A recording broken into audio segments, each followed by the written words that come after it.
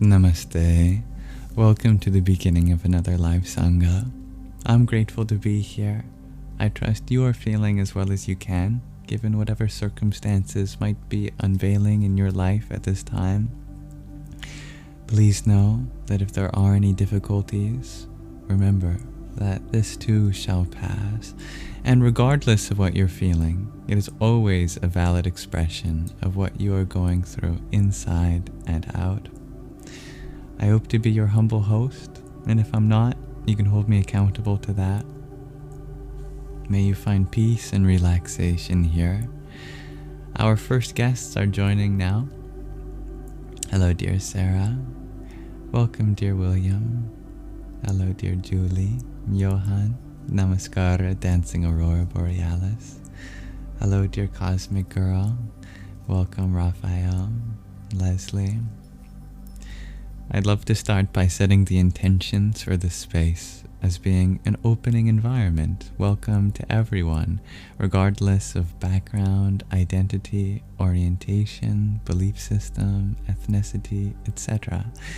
May we come together as fellow students of life to uplift each other, relate in one another's experience, and share positive sentiments. Hello, dear Carol. I am happy. How are you? Hello, Kimmy. Hello, dear Neon Jello Pack. And thank you, Dancing Aurora Borealis, for your heart me blessing our Sangha today. Hari Om Tat Sat. Dear Neon Jello Pack, thank you for your heart me, paper crane, and an octet of roses.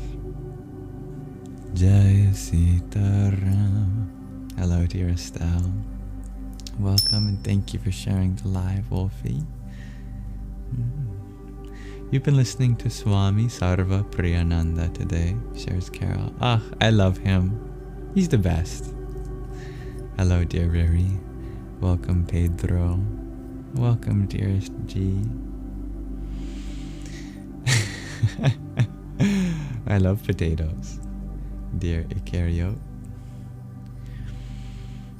But I have to be careful because I don't want to eat my people, my fellow yams, other tubers found in the dirt.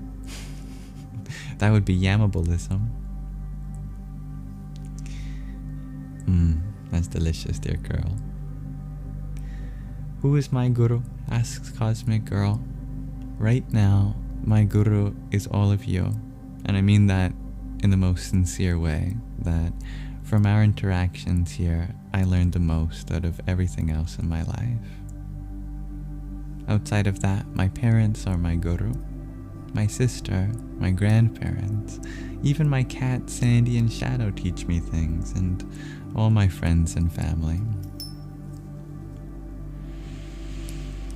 Thank you for the likes, dear Lohan and Yuag. Hello, dear Kezia. If you can tell me if there's a preferable way to pronounce your name, please let me know. Kezia.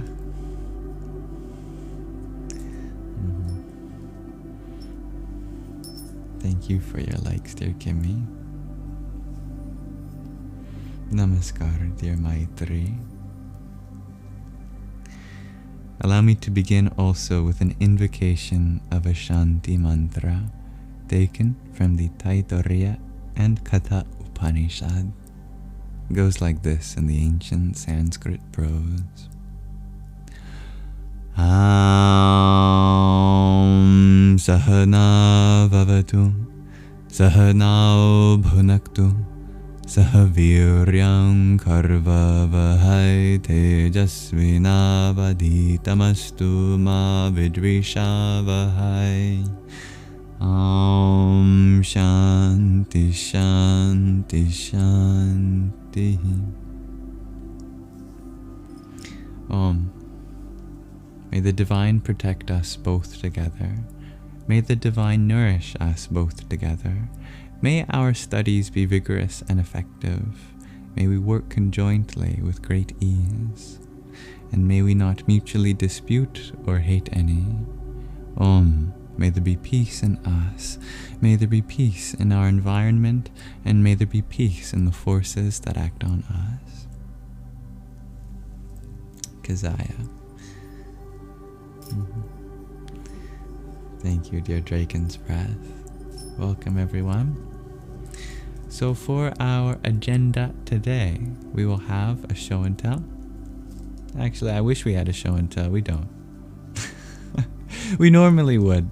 That would be the time slot. But we've shown everything there is to tell. And we've told everything there is to show. So if you ever want to add to that list, which we've gotten to the end of now, you can check out the show and tell submission form at the link tree in my bio.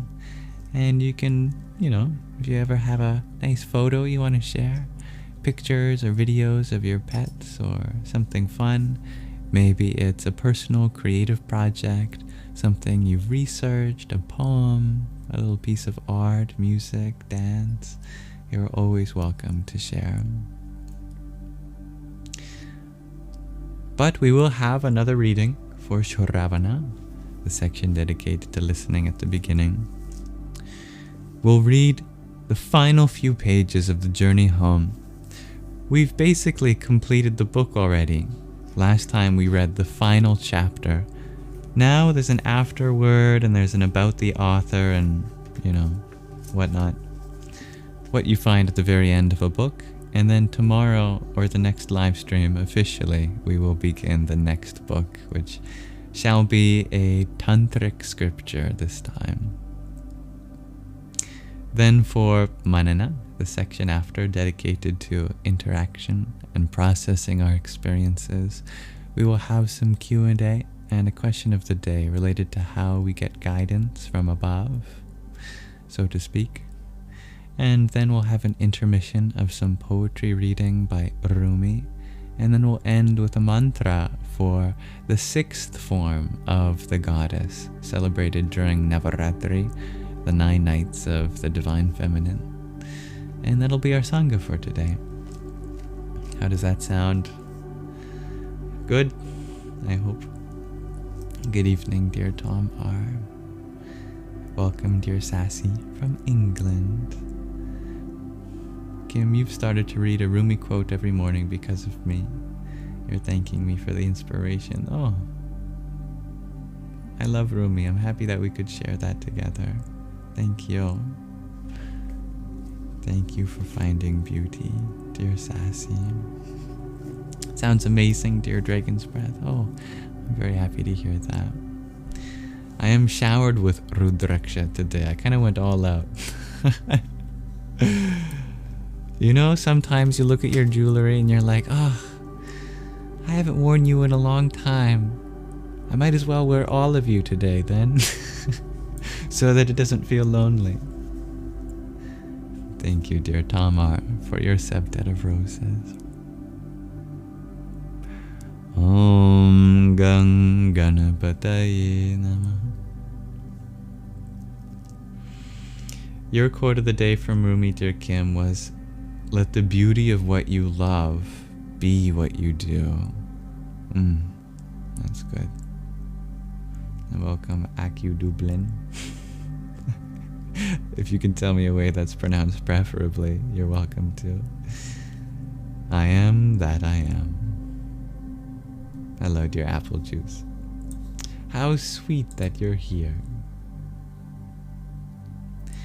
So, without further ado, let us read the final few pages of the journey home.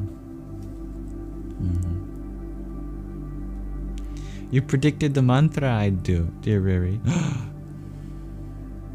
You're honing your siddhis. I believe in your abilities, dear Riri.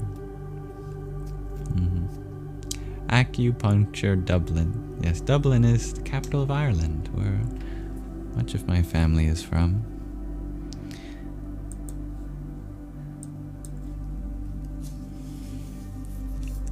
Now, let's read the afterword of the journey home, since we have read all the chapters of the book thus far. There's an afterword, which is a good amount of pages, an author's note, and then acknowledgement. We'll just read it all for posterity, for the sake of completion. Okay, without further ado, may this reading relax your mind and awaken your heart. Nearly 4 decades have passed since I set off on my journey to the East.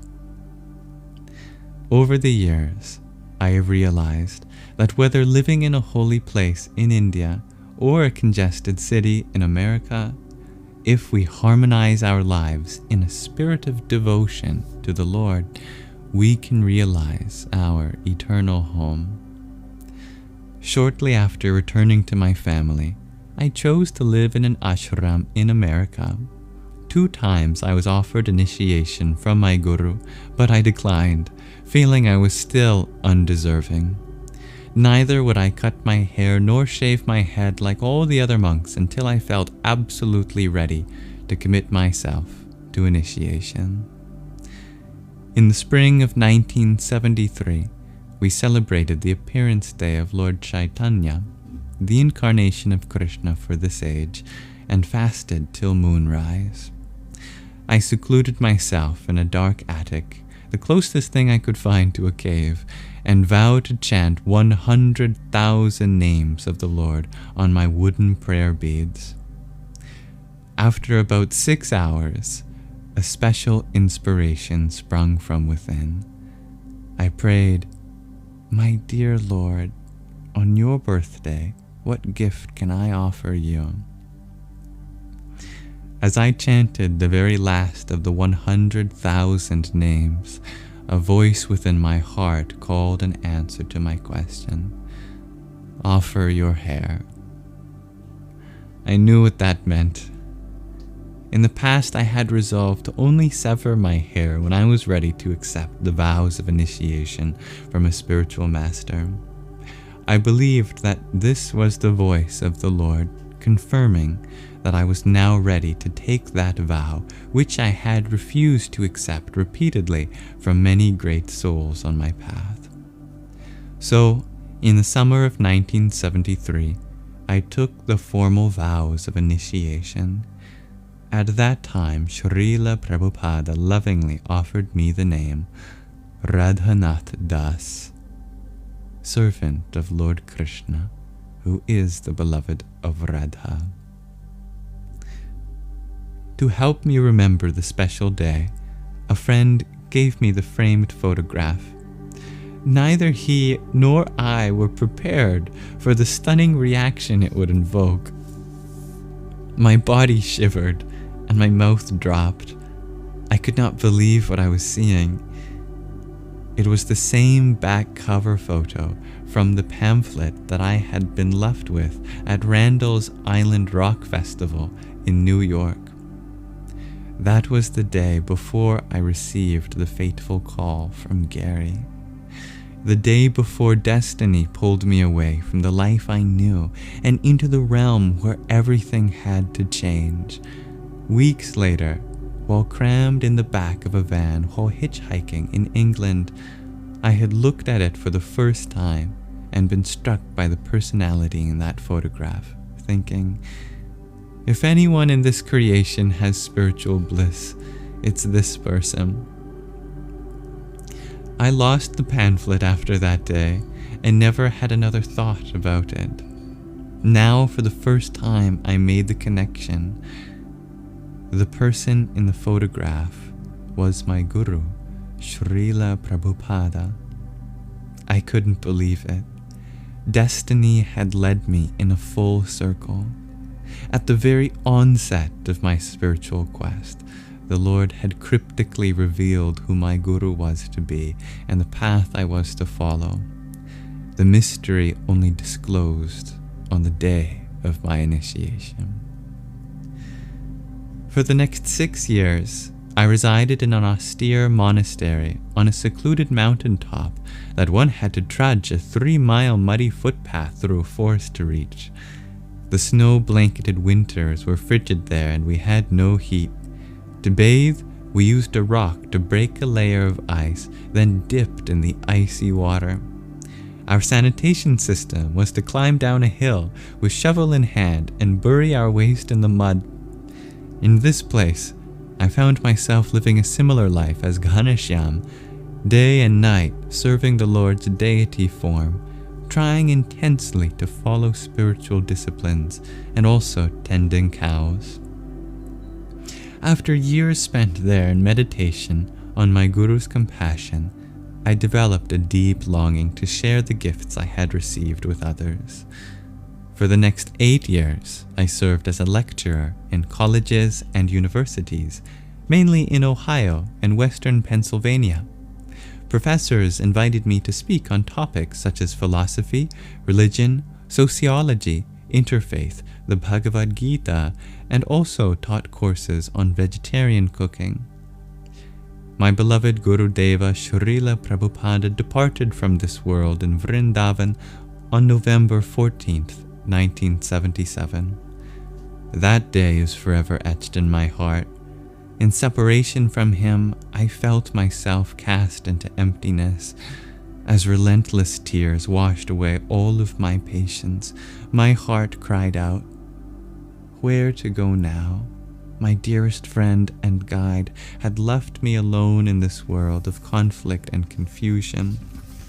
How will I carry on without his love, his smile, and his wisdom?" Now I had to realize his presence was within my heart. My sincerity would be tested by how I followed his sacred instructions to love Krishna and be an instrument of that love in my life. But for one who follows sincerely, the Guru is always present to guide and protect the disciple. Service and separation.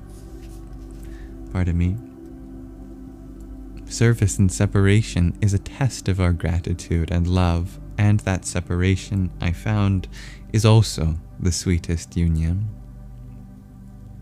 In 1982, the Society of Devotees urged me to accept the vows of a Swami, a celibate monk exclusively dedicated to God's service. Extremely apprehensive, I resisted because I felt that the honor and distinction that comes with being a Swami was a burden and distraction. Besides that, I felt unworthy. However, appeals and pressures came repeatedly. What should I do? I prayed to Srila Prabhupada and the Lord. In the moments that followed, my seniors and the voice of my Guru within revealed that the primary consideration should be how I could best serve the Lord. In May of 1982, I accepted the vows of sannyasa.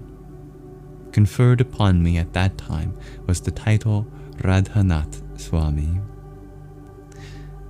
In 1983, I returned to India for the first time in 11 years. I traveled by airplane from London to New Delhi. The same trip that took me over 6 months when I hitchhiked was completed in less than 9 hours by airplane. The speed and safety of an airplane, though, could not compare with the life-changing experiences I'd had on the overland route. In India, I at last made pilgrimage to my most cherished home, Vrindavan.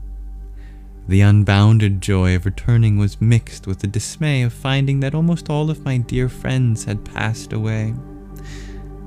I roamed from one hermitage to another, only to receive the news that another friend was gone. I rushed to see one dear soul in particular, praying that I was not too late. Near the ancient ruins of a sandstone temple, I witnessed a sight that melted my heart. Sitting all alone on the stone steps was a personality whose glories were hidden from the world, but ever shining in my mind. It was dear Ghaneshyam. His aged body had aged even more since I'd last seen him. His tiny form was now so thin and frail, it appeared that a strong breeze could knock him down to the ground. His tearful eyes gazed downward while he was slowly chanting Radha and Krishna's names. Gently, I sat right beside him. I wept in joy, whispering, "Ghanashyam Baba, do you remember me? I have remembered you every day of my life." Looking into my face, he squinted his childlike eyes, trying to make out who this intrusive stranger was. After long seconds passed, he broke the silence with an astonished whisper, "Krishnadas!" Suddenly, tears burst from his eyes and streamed down his cheeks. Trembling with emotion, he cried out, "Krishnadas, is that really you?" His shaking hand stroked my cheek as he gazed deeply into my eyes. Every muscle of his aged face tensed with feeling as he cried out, "Yes, it is you, Krishnadas, it is you." With great difficulty, he bowed his head onto the ground in gratitude to God. He rose slowly and timidly and held my hand. His voice cracking, he rejoiced, "Come, Krishnadas, Gopijana Vallabha has been waiting so long for you. Please, come." Ghanashyam slowly led me a few steps into that alleyway that I dreamed of so many times and into his tiny closet temple. What a feast it was to both my eyes and soul to be once again face to face with Radha Gopijana Vallabha and their dearest Ghanashyam. He then proceeded to offer me his Vraja rotis and practically everything else he had. For hours I sat in a trance of gratitude. I was home. But my duties at the university soon called me back to America. The next year I returned to Vrindavan, elated with the prospect of seeing dear Ghanashyam. Shivering with anticipation, I crossed the sewage canal and entered the house. But Radha Gopijana Vallabha's intimate closet temple was now nothing more than a closet for storage. The deities were gone. For over 60 years, that simple closet had been a glorious temple for the Lord, who appeared from the earth to accept the service of dear Ghanashyam. Now it was just cluttered with brooms, cleaning buckets, underwear, and utensils. Just then, the mother of the house interrupted her cooking to see what I wanted. "Where is Radha Gopijana Vallabha?" I inquired. They found another home. "Where is Ghanashyam Baba?" I cried out. Whisking her hand up toward heaven, she replied, "He has gone to Krishna." In a daze, I walked outside. There, I looked up into the Vrindavan sky and wept.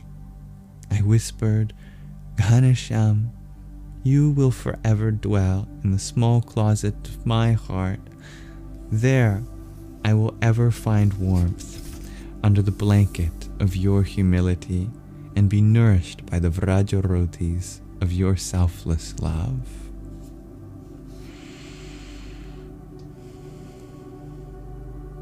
One day, in 1985, I was guiding about 20 devotees around Govardhan Hill in Vrindavan when, unprepared for a shocking surprise, I found myself face to face with my old friend Asim.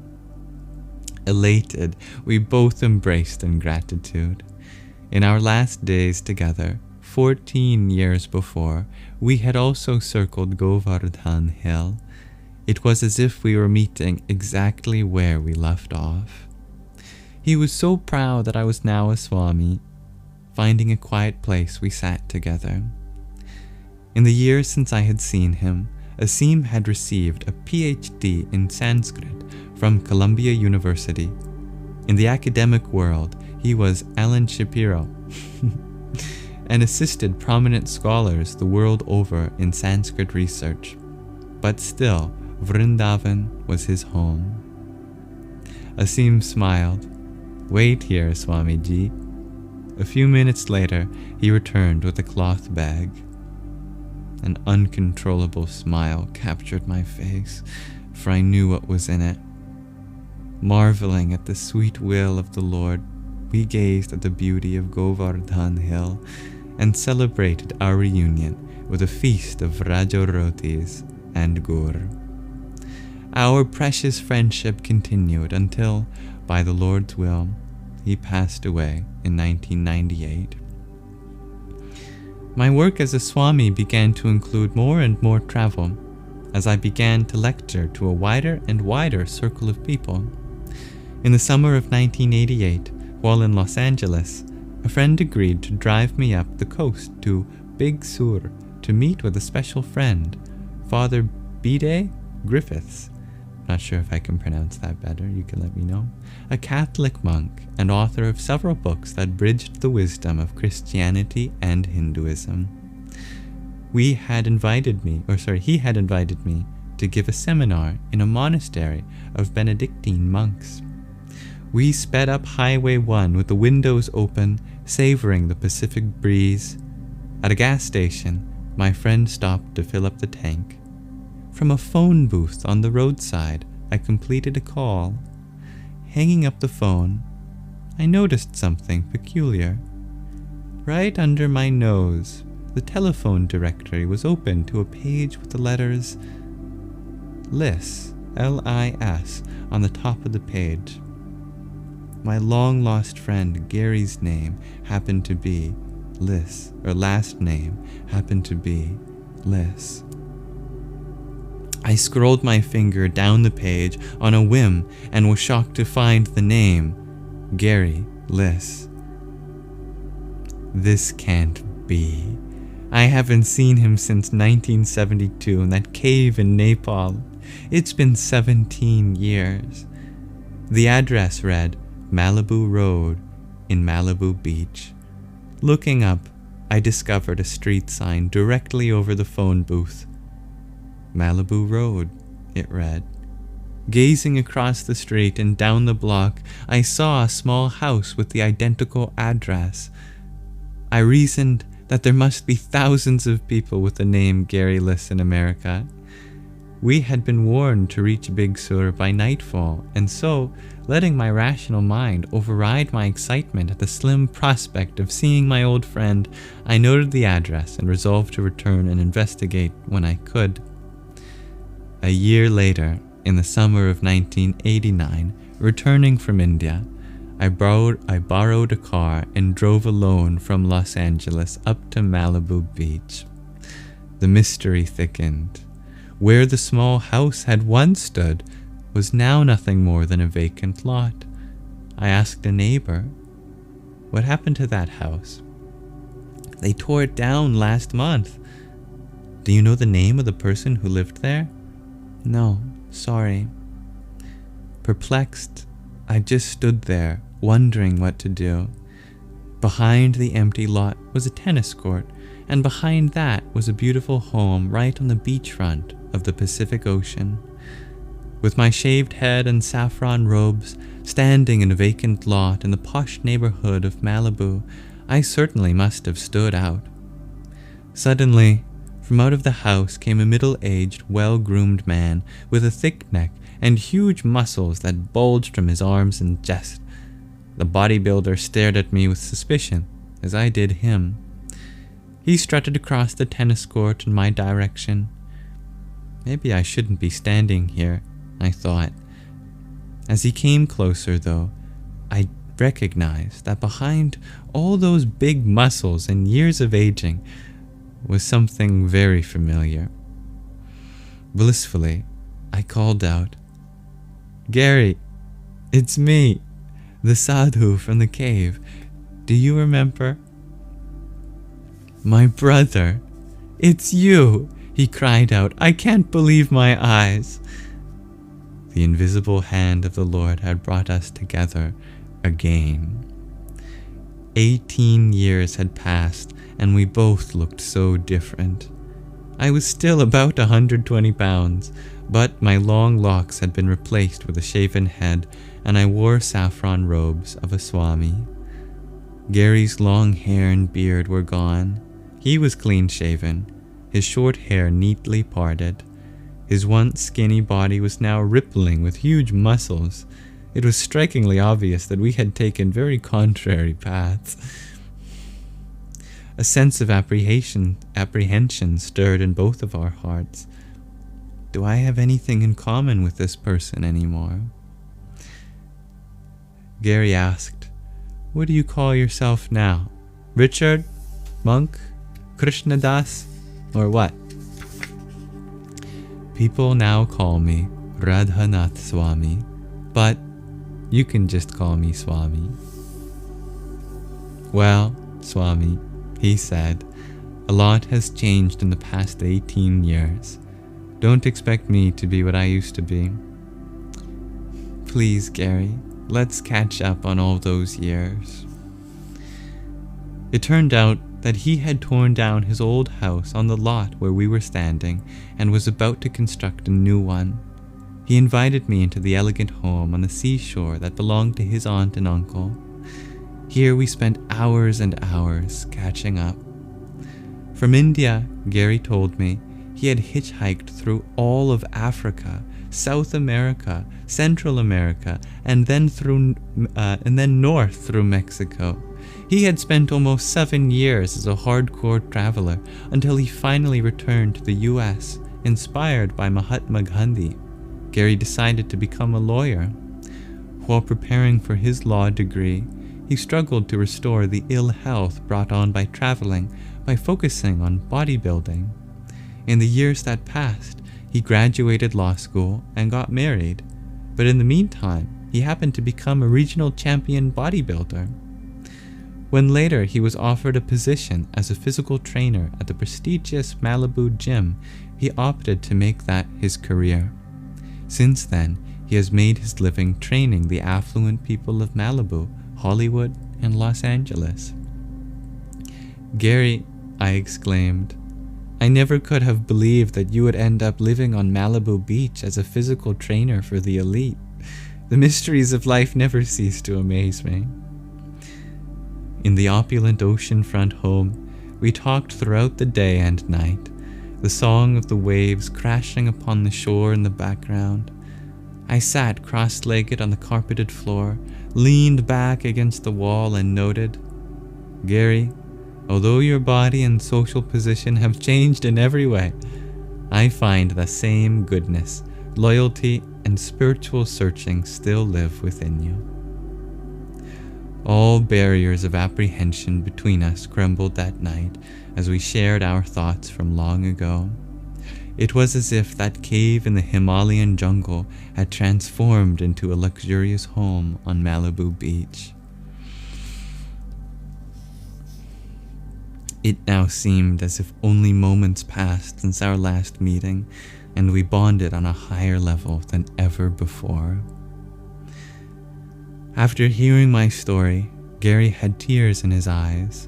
"Swami, I've thought about you thousands of times. I knew you would be doing something like this. I'm remembering that faithful evening in Crete when that voice called you away. After all these years, you're still following that inner call. Amazing." Memories swelled up like waves and then receded into the ocean of our grateful hearts. "Swami," Gary said, "our lives are totally opposite. What do we have in common? I'm a physical trainer and convince people that they'll be happy with a healthy, handsome body. But you're a Swami and convince them that they'll be happy if they realize that they're not the body at all, but an eternal soul." I had to smile and replied, "Because the Lord is in everyone's heart, the body is a temple of God. Gary, we can harmonize our talents. You teach people how to improve the temple, and I'll try to teach them what to do inside." Gary glowed with joy. "That's it. Our journey now has a new beginning." Over the years, I felt a great debt to the land and people of India. Often I would remember when I was a penniless boy in desperation at the Indian border, and I made a promise to that Sikh immigration agent. "Someday I promise to do something good for your people," I had said. In 1986, I returned to make my permanent residence in India. I was feeling that where there is great need, there is a special opportunity to serve. With this in mind, I settled in downtown Bombay as a service to my Guru and to the beautiful people of India. I was fortunate enough to help in establishing several temples as spiritual educational centers, ashrams to cultivate pure living, and a hospital that treats patients with both conventional and alternative methods of medicine, with the aim of giving better quality of life to the body, mind, and soul. The hospital also reaches out with free medical camps in both the ordinary times and emergencies like terrorist acts, earthquakes, and tsunamis. Along with my lifelong friend Ramesh Baba and his followers, we offer an annual eye camp in Vrindavan and perform 600 to 700 cataract surgeries each year. Over the years, we've had the opportunity to develop schools for academic, moral, and spiritual education, an orphanage for downtrodden children, a farm to demonstrate environmentally sustainable farming and cow protection, as well as kitchens that are currently feeding nutritious lunches to 150,000 undernourished children daily in schools in the slums. Considering the rise of immorality and sectarian hatred, in several primary and high schools, we offer courses in value education to combine students from Hindu, Muslim, Christian, Jewish, Jain, Buddhist, and Parsi communities, teaching universal ethical values with stories and analogies from all the world's great religions. And to help inspire integrity-based leadership for the future, we hold weekly cultural programs at about 30 colleges in the area. But I must confess that this is all but an insufficient token in comparison to the treasures I have received from the people of India, both the saints and the ordinary people. They have blessed my life with Krishna, my beloved Guru, and endless opportunities to serve them and share this blessing with the world. In 1989, my mother and father visited me in India for the first time. It was a life-changing experience for them. They fell in love with the Bombay devotees, who have remained some of their dearest friends. When my beloved mother passed from this world in Chicago in 2004, my father and brothers requested that I deliver the eulogy and carry her ashes to India. They said, "She took such pride in what you're doing there, and she had such love for your people." During the ceremony, on the bank of the Ganga, with almost 2,000 devotees sincerely praying and chanting, I placed her ashes into Mother Ganga. With tears of gratitude, I remember how 34 years before I had accepted the Ganga as a mother. As the ashes merged into the flowing current, I prayed with a tearful whisper, "Today the mother of my physical birth and mother of my spiritual birth have united, and in this beautiful current they are flowing together to reach the sea. I pray, my dear Lord, please carry Mother's soul into the sea of your eternal grace." This moment was deeply symbolic for me. Yoga means union with our spiritual essence, and religion is to bring us back into that same essence. Bhakti Yoga is the science of transforming material into spiritual. By harmonizing our relationships, talents, and property in devotion to the Lord, our spiritual love awakens. In this way, the physical body and the spirit soul are united in purpose, and the love we share in this world reaches the eternal spiritual plane. The Bhagavad Gita reveals this mystery to be the perfection of yoga and the fulfillment of life. As I look back, I am forever grateful for the journey I traveled and to all the people who helped me to grow on the way. Never could I have imagined where the invisible hand of destiny was leading me. Through it all, I have come to realize that if only we cling to our sacred ideals, not being diverted by either successes or failures, we may find that amazing powers beyond our own are there to test us, protect us, and empower us. I pray that this simple story of mine may inspire all my readers with hope. Our true home awaits us at the end of life's perilous journey. It is a place of lasting peace, beckoning us to persevere until we too reunite with our lost love.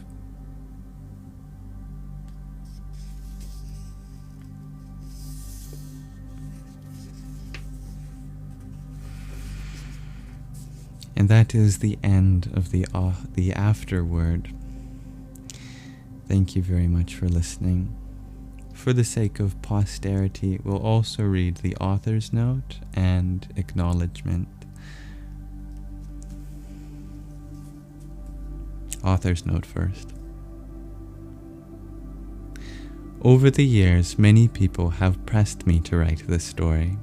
I resisted, considering it inappropriate to write a book about myself, until something happened to change my mind.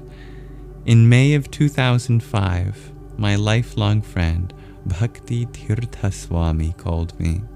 He was dying and wanted me to be with him. Bhakti Tirtha Swami was an African American who rose from the ghetto of Cleveland to become a world spiritual teacher, whose admirers included, among others, Nelson Mandela, Muhammad Ali, and Alice Coltrane.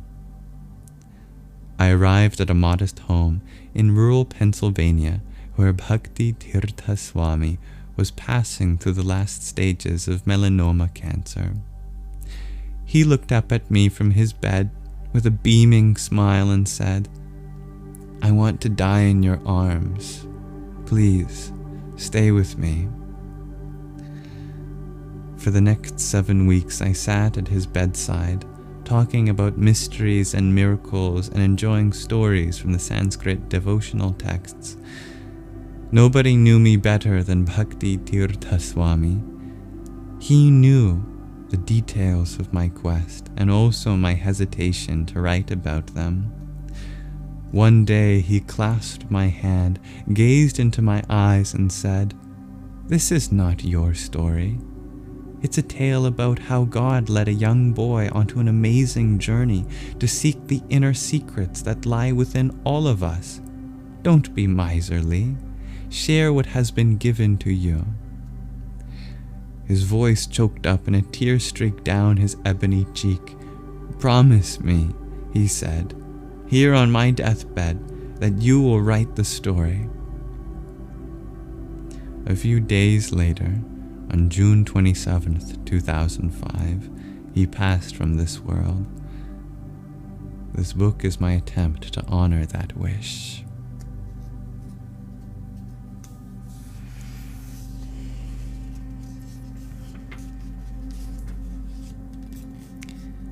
Alright, finally, the acknowledgments.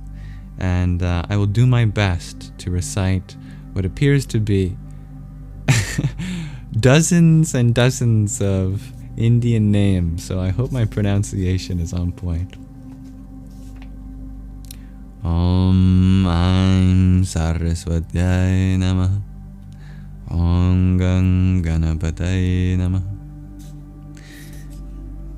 I offer my sincerest gratitude to all the friends who have helped to make this book a reality, starting with Joshua Green for being an affectionate brother and guide, for offering his expertise and insights into all phases of this project. His inspiration is a priceless gift. To Dr. Marguerite Reagan and her husband, David Carter, for their invaluable contribution to the manuscript through their research, writing and editing skills, love and humor, and for their attempt to teach me how to write. To them I am forever grateful, and to their guru, Tamal Krishna Goswami, who showered his blessings on this work. My thanks to Kira Ryan, a gifted editor who drew from my memory the details that were long forgotten, and whose expertise and insight shaped the manuscript into what it is today. I am indebted to her for her sensitivity and wisdom.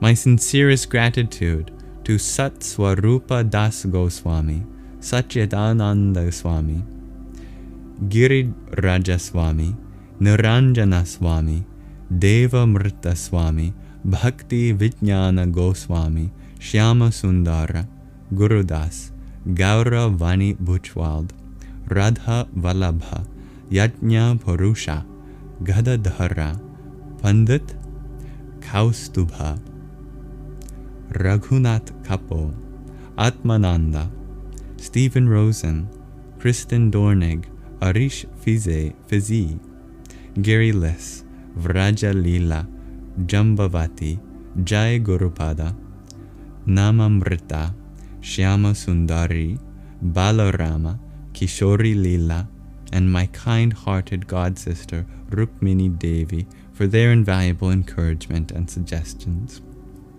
My heartfelt thanks goes to the congregation of Radha Gopinath Temple in Mumbai, India, especially to Rajiv Shrivastava, Narendra Desai, Kushal Desai, and Hrishikesh Mafatlal for their enthusiasm to help in every possible way.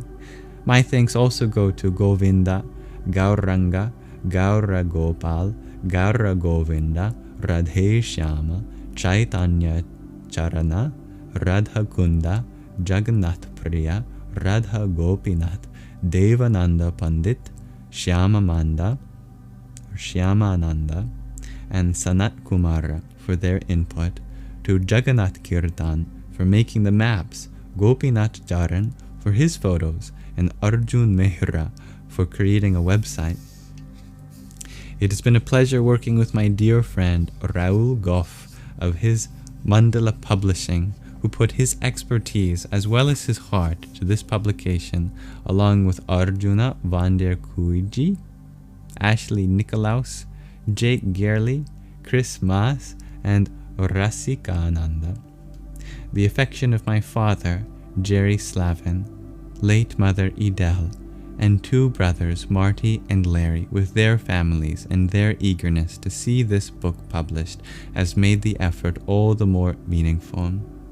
Finally, I extend my sincerest appreciation to you, the reader, who have so kindly opened your heart to allow me to serve you in this humble attempt.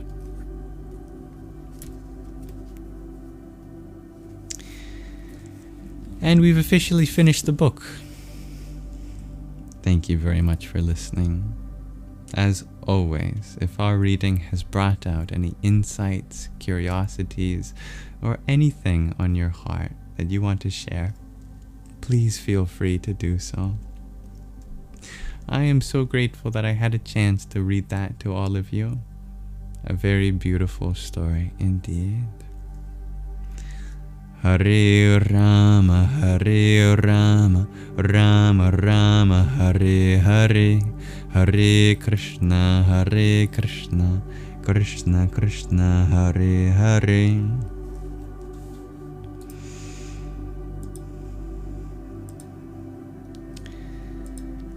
Next time we shall begin another book.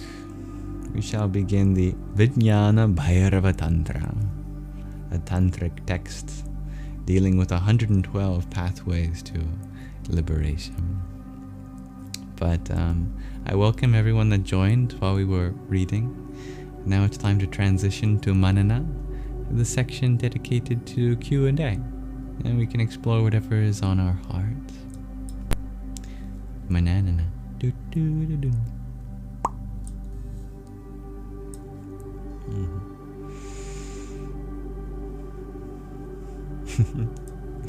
Thank you to those who sent a gift whilst we read. Dear Tatwamasi, thank you for your quintet of roses. Om Namo Bhagavate Vasudevaya. And dear water wind, thank you for your heart me. Om Namo Vishnave. And dear Oren, thank you for your rose, heart me, friendship necklace, and tiny tiny. Yippee! Radhe Radhe. And dear hairspray Betty, thank you for your flower headband. Jaya Sita Ram. And dear Kali, thank you for your heart me too. Om Namo Narayanaya. And dear Jackie, thank you for your finger heart. Om Narayanaya Vidmahe Vasudevaya Dhimahi Tanno Vishnu Prachodayat. Thank you for sending your love from North Sweden, dear Ida.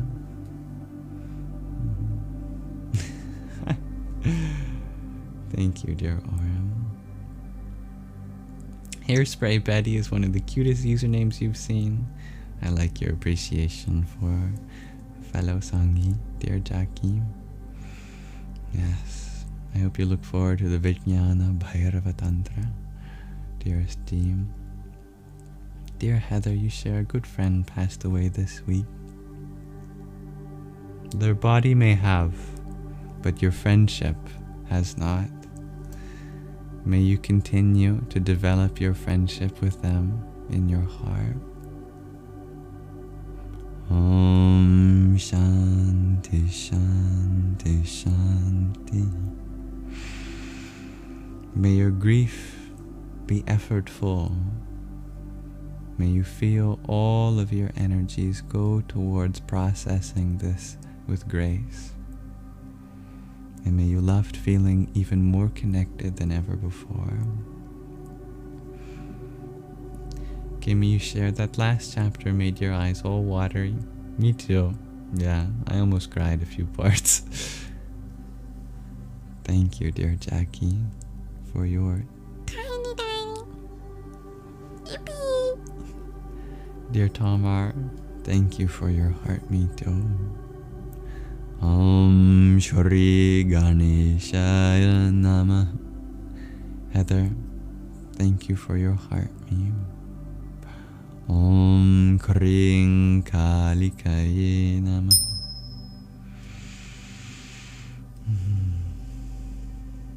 Yeah, there's a beautiful moment in that book, mixing the biological mom's ashes with the water with special.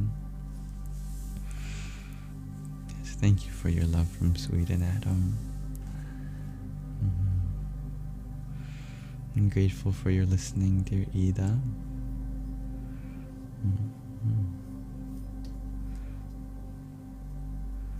And thank you as well, dear Michelle, for listening, Dragon's Breath. Much love, dear Gigi baby. I'm glad you like that old scheme. Hello, Tias. Welcome, Monka. You still don't know who I am? Well, I don't know who I am either, so at least we're on the same page. Welcome, dear Stevie G. And thank you for your love and light. Don't hate, appreciate, from Bulgaria. Nice to see you, dear Mr. No One. And thank you, dear Ben Sherry. Geometry for an Ocelot. I love the name of that book. Thank you. Welcome, dear Jane Gen X.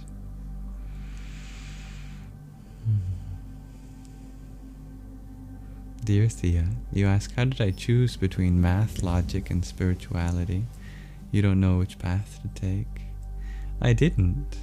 I chose math, and it led me to logic. And I chose logic, and it led me to spirituality. And I chose spirituality, and it led me back to everything that I love.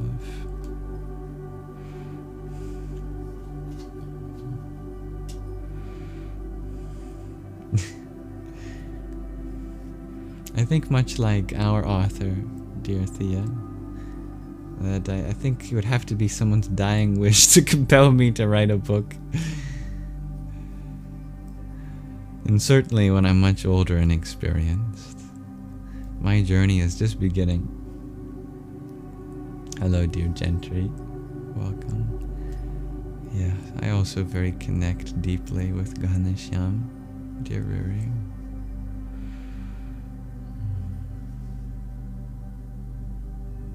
Thank you, dear Gigi baby. We are all gifts to this universe. Thank you so much for listening to this wonderful book, dear Dancing Aurora Borealis. And thank you, Anna Poles, for your rose. Haum Jum Sa Taryambakam Yajamahe Sugandhyam Pushdevardhanam Urvarukam Iva Bandhanan Mrityor Mukshiya Mamritat.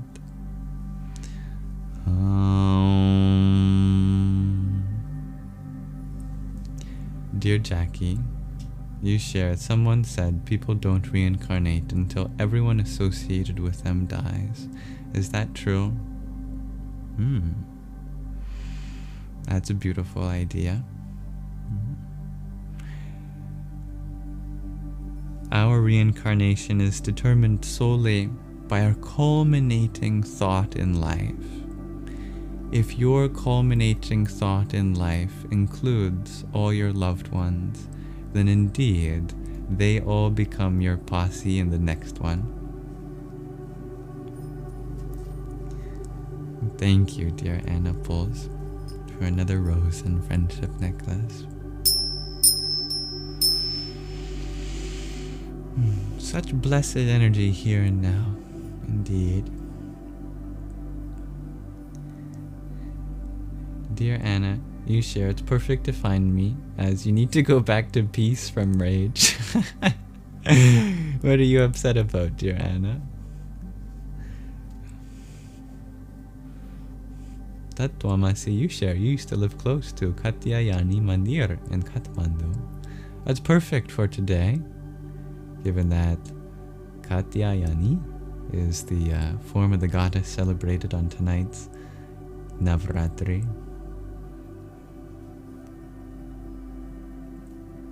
Jai Katyayani Ma. Katyayani Ma.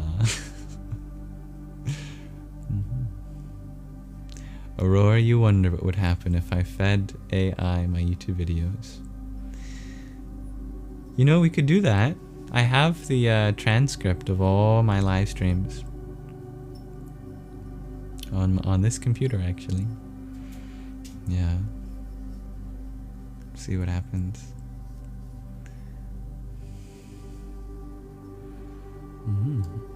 Welcome, dear Ty. Do you have a faith that speaks to your heart? Thank you, dear House Bells. Dear Jackie, I just can't believe people don't get to reincarnate or be part of your life again other than in memories. Whatever truth brings you peace, that peace is how you know it's true. Dear Thea, you ask, what is my favorite of all time books? I don't know if I have. Probably the books that I listened to as a child. I love Goodnight Moon. I love Geronimo Stilton. Those were all nice. I love the Berenstain Bears. Children's books. Thank you, Raham.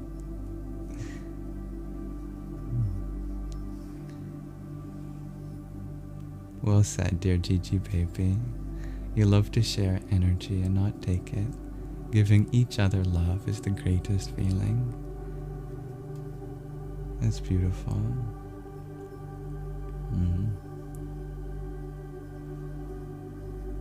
Riri, you're going to be so annoyed if you have to wait until the end of this life to wish to marry Krishna. May the whole universe be your marriage ceremony, dear Ruri.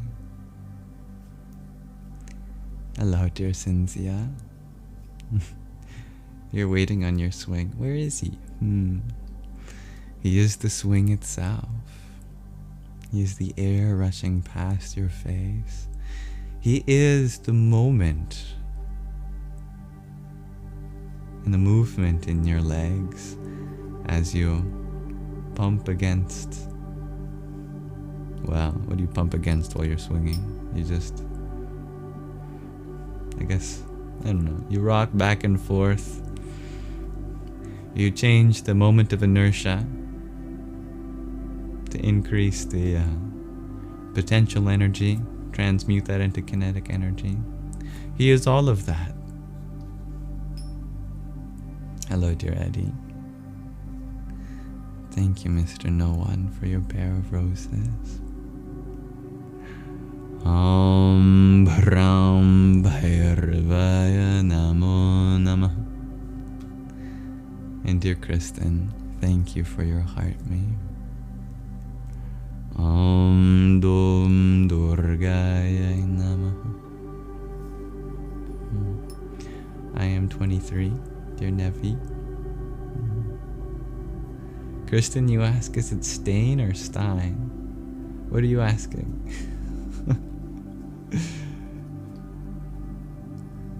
How to spell the word stain? Like if you stain something, and there's a colored splotch, and that would be S-T-A-I-N. Stein is German for stone, I believe. S-T-E-I-N. Stone. Or maybe something else too, but that's one translation. I'm glad we relate in that fondness for Geronimo Stilton, dear BT. Yeah. What did I do today, asks Cynthia. Today I woke up, did my puja, I washed my face, went for a short walk, did Surya Namaskara and some simple yogic stretches,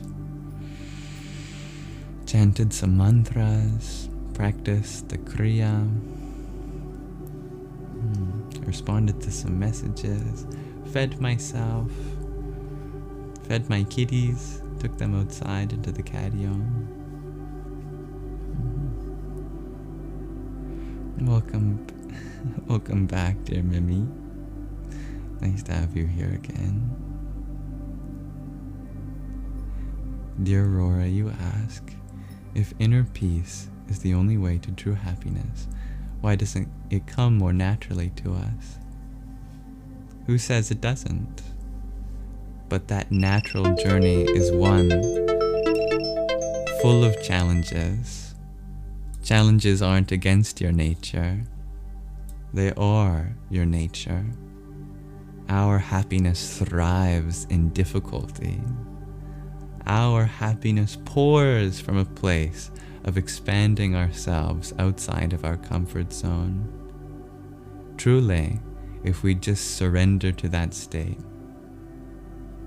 it is your most natural essence itself, happiness. We resist the things that we have to accept in order to surrender, however, because we're so familiar with our sense of separation from others, with the impressions given unto us by others that aren't our true identity, and we hold clingingly to a false sense of self, a limited sense of self. It is all of that which we've fabricated for ourselves, which makes it unnecessarily challenging to abide in our natural essence, that is happiness. But through deconstructing all of that and going forth in life, not running away from the challenges, but using them to express your virtues, happiness is your primary nature. What was my food of choice today, asks Talmar. My food of choice was a peanut butter banana honey on toast.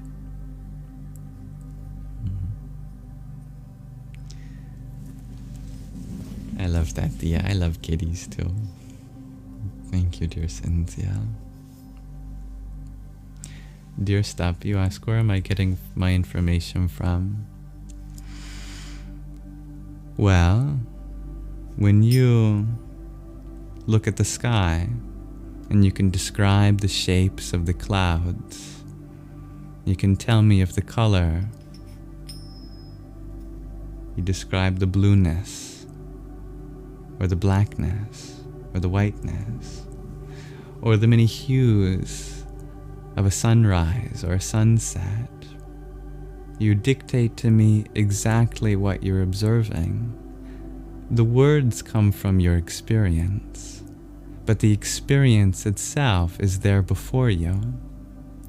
You don't need to memorize what a sunset looks like if it's occurring before you at this moment. You simply have to relay your experience that you are having right now. Thank you, dear Riri, for giving a subscription to Mimi. That's so kind of you. Om Kamalir Mahakalikaye Namah. Welcome, dear John F.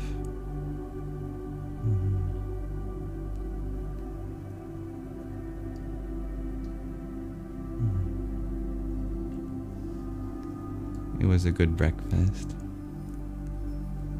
Dear Mimi, you ask, what brings us closer to the divine or God? Just by being exactly who you are deep down, you are a portion of that divinity or God. It's more about letting go of the things that take us away from that, rather than having to put any effort into getting closer to that which you already are.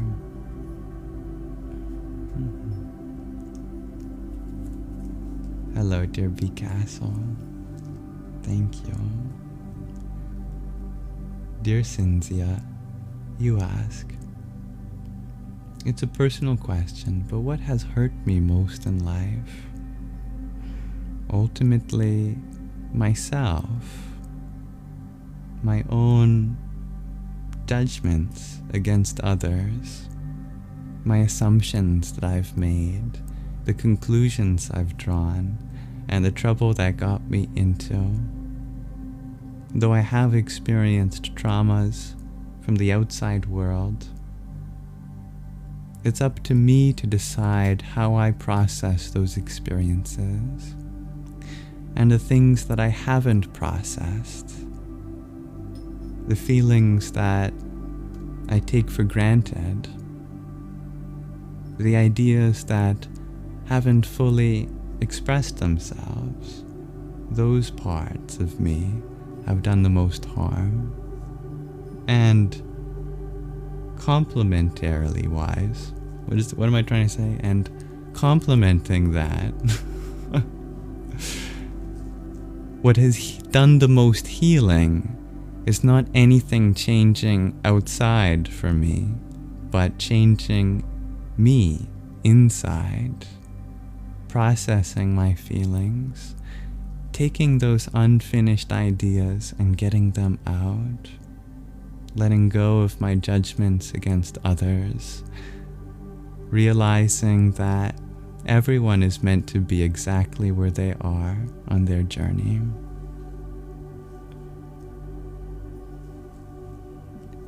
Thank you, dear Gigi, for your subscription. Om Kali Mahakali Kalike Parameshwari Sarvananda Kare Devi Narayani Namostute.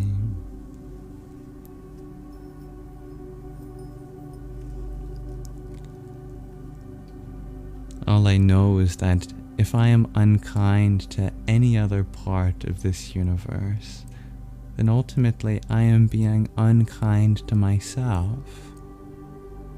But if I provide kindness to any part of this universe, then ultimately I am being kind to myself. And so too, if I am unkind to any part of me, then ultimately I am being unkind to the rest of the universe. And if I am kind to me, then I am being kind to everyone else in this universe too.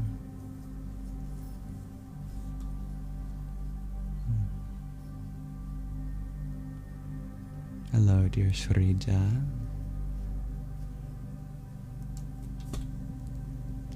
Om Namah Shivaya.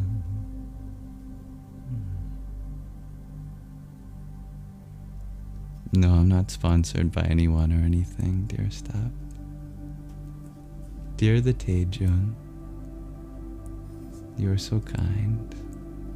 Much love to you. Dear B Castle, you ask, do I have any practices I recommend? Or is it personal for everyone?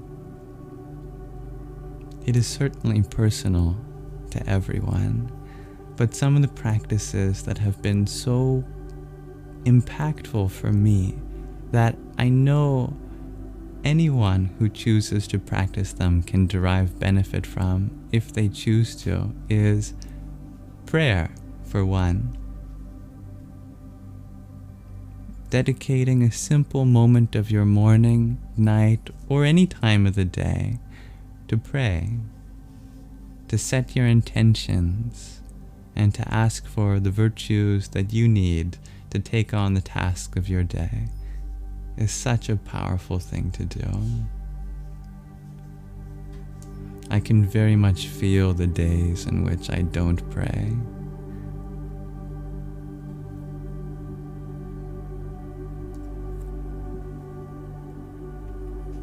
Dear spiritual moondog, you share. It's the same spiritual person. Indeed. Hello.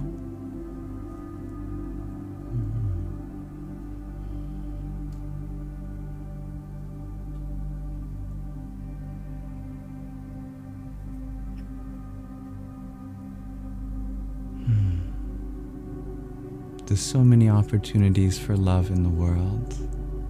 I hope everyone takes advantage of those opportunities. Dear Cynthia, you ask, what's my most precious memory of when I was young? I often think back to when I was a baby, being held in my parents' arms, looking at their face, our faces reflecting each other's warmth, just smiling, staring into each other's glistening eyes. I love those memories. I'm 23, dear Doreen. Can you share? Everyone could use some kindness. It's free and benefits us all. Indeed, that's right.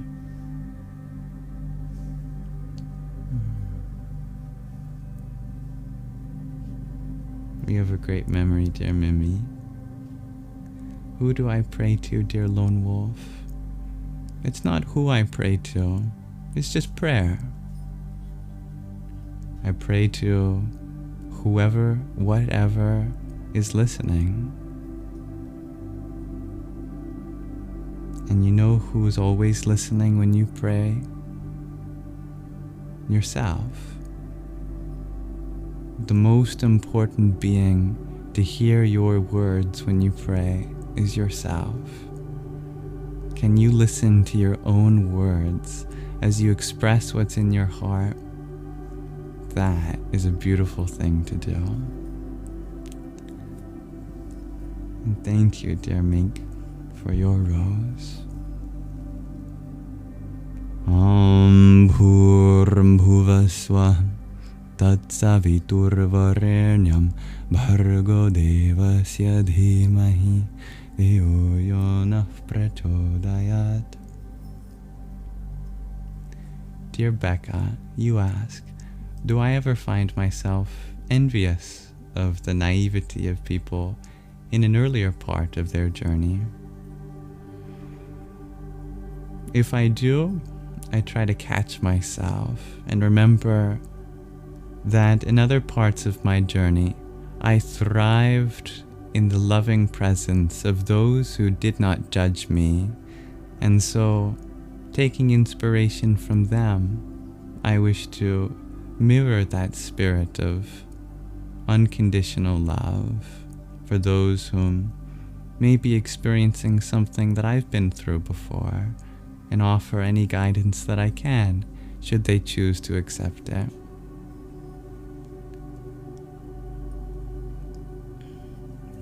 We all do, dear Doreen. Thank you. Of course, dear Fuzzy. We are listening to 777 Hertz, Cleanse Aura and Align Chakras, Spiritual Awakening Frequency Music. And thank you, dear Artemis, for your heartbeat. Om Namo Bhagavate Rudraya. Dear Anna, you ask, how do you respond to subtle emotional blackmail and narcissism? You don't. That's the thing. You'd never respond to negativity. You try to find the positivity beneath that and respond to that. For example, someone may be really hurt, and their words might appear to want to hurt you, but really it's an expression of a need to be understood. They feel, because they don't know any better, I am hurt, and those around me don't know what it's like to be hurt, so I'm going to provide that same experience to others so that I'm not alone in my pain. And so when someone offers that up to you, what they're really saying underneath all that pain is, I'm alone, and I need somebody to understand me, and you respond to that instead.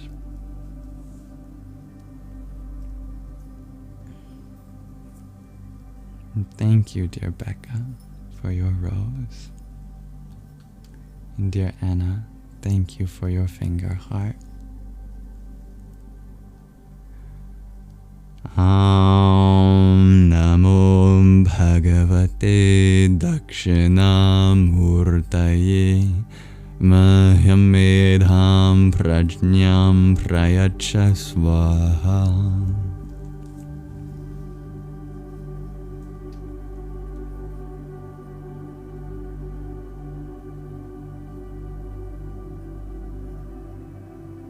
Well said, dear Gigi.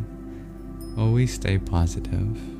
Positive energy is the key of life, peace and prayer. I love that affirmation, dear Ginger Bear. I thrive in a loving presence. We all do. Dear Death Eater, you ask, how do these spiritual practices improve your life? Spiritual practices don't improve your life. They add meaning to your life. Meaning is derived when we look within to the originator of meaning, that is the consciousness that is witnessing this life. This world before us seems to have many colors, seems to already be filled in form, but truly it is vacant of meaning. This means that it's up to the individual to paint in the canvas of life with their own meaning. That is to say, once we learn to stop deriving meaning from what we assume about the world, but instead consciously create, through the power of our intentions, the story that we want to live from within, your life becomes spiritualized. That's all the word spirit means. is that source of meaning within you. Spiritual practice doesn't have to look like anything other than acting with the intention to imbue life with meaning. That can be as simple as opening your bedroom door. This time today, instead of opening it as a meaningless menial task that you have to do to get to the other side, you open it in the understanding that your room is your sanctuary, your healing grounds, and so you cross the threshold out of your comfort zone to experience something new and draw from the healing that has happened on the other side of that door to express that with the world. That is a spiritual practice.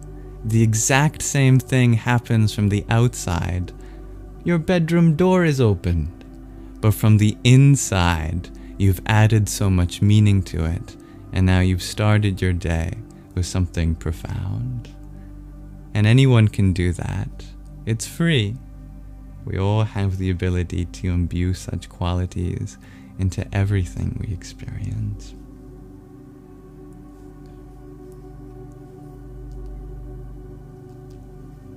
Dear Thea, you had asked, some people are so cruel, even when you try to see good in them. How to function? What's my advice? No matter how precise your ability is to see the good in others, it is always their choice to manifest that goodness. Sometimes that's all people need, is for someone to point out that goodness, and then once they themselves remember that it's there, they begin to act on it. Other times they might not be ready to bring out that place because, to be honest, being good requires a hell of a lot of vulnerability, and vulnerability is not an easy thing to be in. To be vulnerable requires taking down your walls. It requires coming into contact with the things that used to, or that continue to bring you fear, that you've sought to protect yourself from. We can't do that for another person because that would be a breach of their free will. They have to be in a very particular place in their life in order to unbox the traumas that keep them from acting on that goodness. In the meantime, continue to look for the good, but do so in the spirit of non-attachment, where there is no expectations placed on them to change, and yet you give them the space that both you and them need for your healthy independence or interdependence, depending on the nature of your relationship.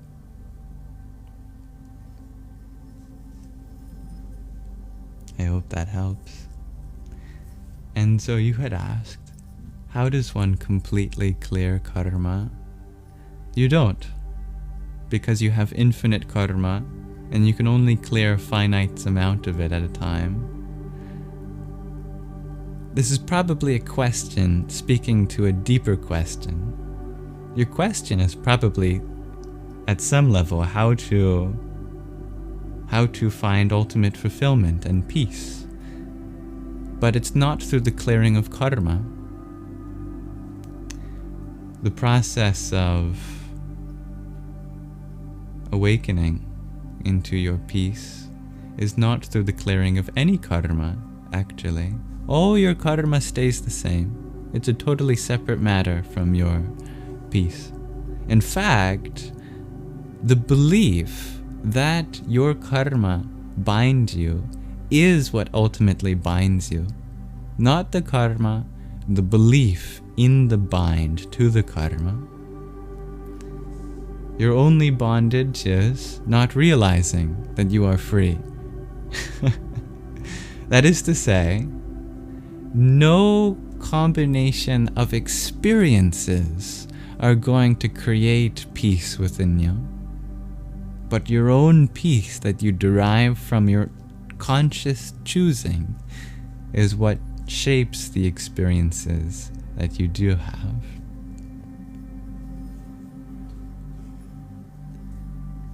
Sounds good, dear Tatwamasi. Miltilda, you would like to find love, but it feels like you've been waiting forever. And in that eternity, you have always been love. You are that which you seek. Dear M. Roberts, you ask, have I always been spiritual like this? No. I've always been spirit, but I've had a hell of a lot of work to do to come to realize that. Dear Death Eater, you ask, how does chanting mantras make your life meaningful? Mantras can be done at any time, at any place, for anything. We all have a faculty in our minds that likes to repeat things. Like if you get into an argument, you'll find yourself repeating what they said and what you could have said again and again. Or when you listen to your favorite song, you hear the catchy chorus on loop. We all have a part of our brain that loves to repeat things. Or now with the age of TikTok, we get catchy audios or meme sounds that are replayed on repeat. Wouldn't it be great if you could utilize that to repeat not something particularly random like a conversation or a catchy tune or some viral sound, but instead a sound specifically honed since ancient times to be a vehicle to connect you with some part of yourself. For example, Om Mani Padme Hum, Om Mani Padme Hum. This means Om, the jewel at the center of the lotus. Om. The symbolism makes you feel like life around you is blossoming like a lotus, and there's something within it that's like a jewel, a treasure at the heart of it. So on chanting that sentiment, you start feeling like you're coming to the center of something precious, around which life blossoms. Ah, what a beautiful feeling that invokes. And that's just one mantra. There are millions and millions and millions of mantras. But you don't have to. Everyone has their own practice that works for them. And dear Pegasus, thank you for your rose. Om Narayanaya Vidmahe Vasudevaya Dhimahi Tanno Vishnu Prachodayad. MIAI asks M. Roberts, I don't think we're quite at the level where we're unable to distinguish, these things. I hope you are able to tell that it's pretty obvious that I am a human being, given that I do all these lives and I turn my camera around and I can show you my cats and I take videos and pictures on my Instagram stories and whatnot. It'd be a pretty comprehensive AI if it could do all that. But anyway, what is this word AI anyway? It stands for artificial intelligence. But is any intelligence artificial? No. It's all the same universe, awakened to itself, whether it comes in the form of flesh or circuitry, biological or computational. It's all natural. All intelligence is natural, because intelligence is a feature of nature, and not anything else. I prefer the term computational intelligence. You're very welcome, dear Mittens. I am from the land of igloos and maple syrup. dear Tito and friends. You have a recommendation, dear I'm just salty. Hello, dear Shelly Belly. Thank you, dear Noah.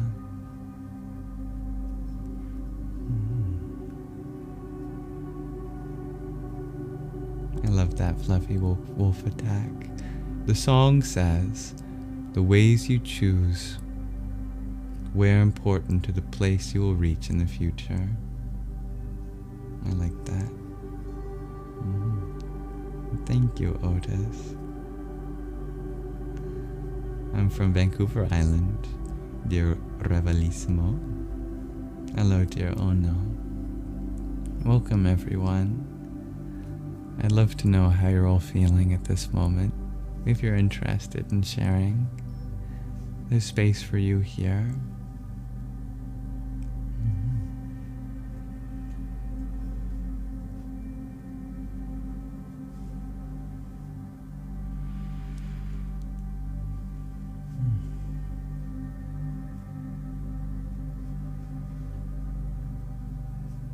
Dear Fluffy Wolf Attack, you experienced AI or CI as a channel to potentiate your thoughts, ideas, and creativity. And you are a channel of your higher self. I love that. It's beautiful. You're doing quite well, dear Crystal. Just taking a moment. Welcome back. Dear Tito and friends, you're tired because it's night there, but I make you smile.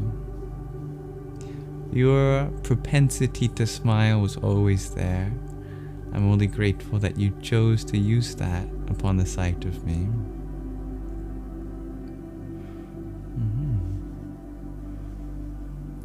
Of course, dear Becca. Spirituality and science don't have to be opposed. We can respect their respective domains of discourse and explore the overlap. Dear Otis, can I tell you a bit about my childhood? Sorry if that's overstepping. I appreciate your care. I am an open book. You're always welcome to ask. I grew up in Calgary, Alberta, to two very loving parents. It was their first time being parents, so they learned lots of things while raising me. I learned a lot of things from them, and I still do. My parents have been a guiding light in my life, with my mom guiding me in her spirituality, and my father guiding me in his logic. And I think I try to do my best to reflect their spirituality and logic into one whole being that I call myself.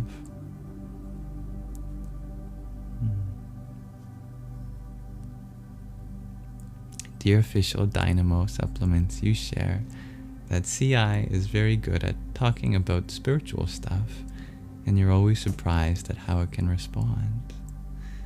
Yes. It's no secret that to be spiritual, in one sense, just means to have a well-rounded perspective from diverse walks of life. If you want to train a large language model, that's exactly what you create. A being that is capable of understanding many different perspectives simultaneously. And that is spiritual, fundamentally. Hello, dear hand fingers. Dear Thea, you're feeling a little lost, but trying to achieve peace. Answer some questions and move on. You will find peace in your being lost. Being lost is the path itself. The moment you believe in your own wandering and fall in love with being nowhere, a space is created between the W and H, and nowhere becomes now and here.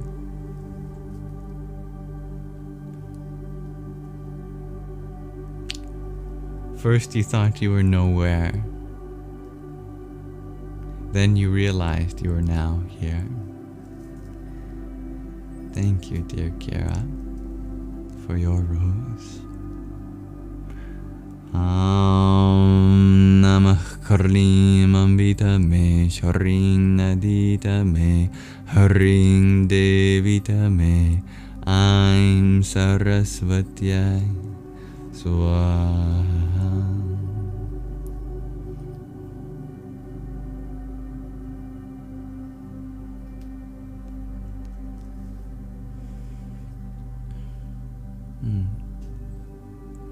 Thank you, Becca.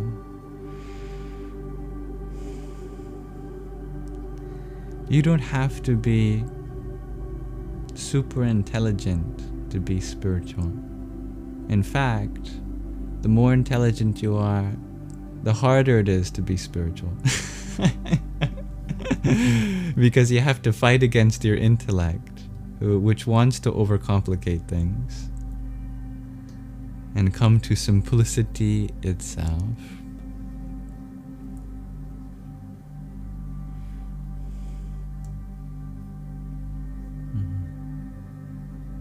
I'm very grateful for my parents, indeed.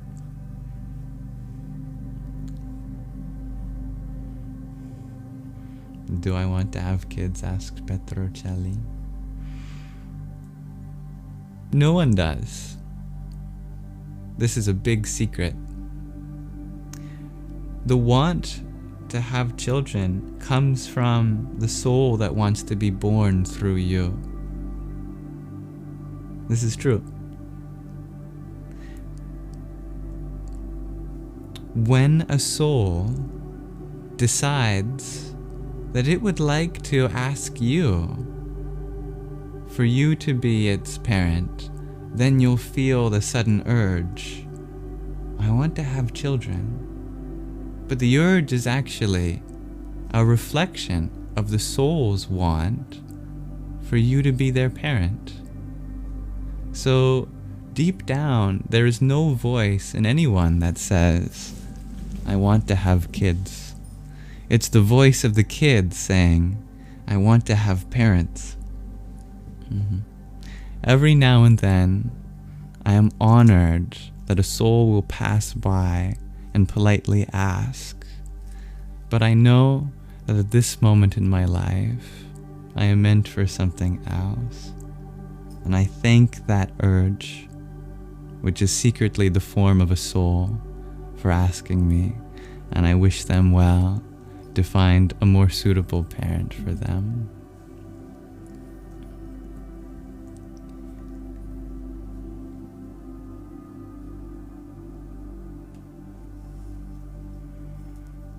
All paths in life lead to the same place, indeed, dear Crystal, and we can draw parallels from them, literally.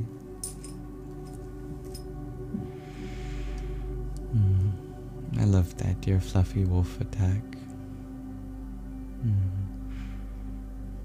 I don't know what I have to teach, but I know I have a lot to learn, and I've learned so much. I love sharing what I learn.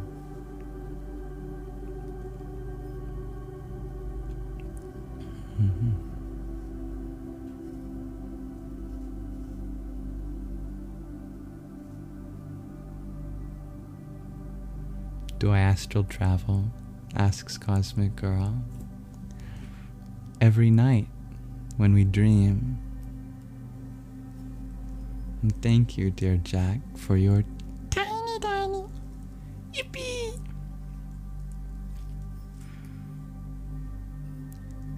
What does spirituality look like for you, dear Christina? I'd love to include your perspective.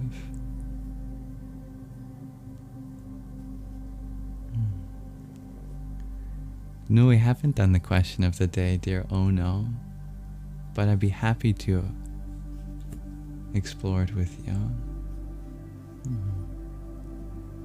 Dear Official Dynamo Supplements, you ask, do I follow a religious path? I don't follow anything.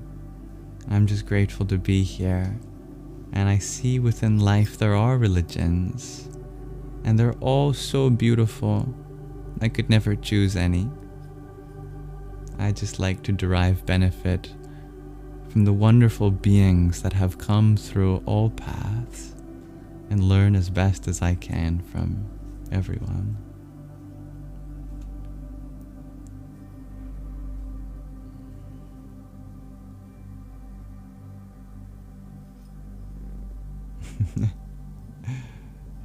That is a good logical mantra, dear Ruri. Occam's razor. Dear Sap, you have a question. How do you feel your emotions? They're so suppressed. Explore the memories that you don't want to. In the right space, when you feel like it's okay to be vulnerable, maybe you ask a friend to be there for you and say, can I tell you about something that happened to me? They may already know, but you could say, you know how I mentioned that so-and-so happened to me when I was younger? They go, yeah. Well, I've told you bits and pieces, but I really need someone to share the full story with. And if any feelings come out, I just need someone there to validate me and tell me it's okay. And then if you find someone, it could be a stuffed animal, it could be a tree, it could be a flower as well. You just start expressing yourself. It could be a journal too. Dear Diary. What you do is you start expressing what's down there. Follow the thread. Try to trace your way back in time through the moments that feel foggy and cloudy to the golden thread.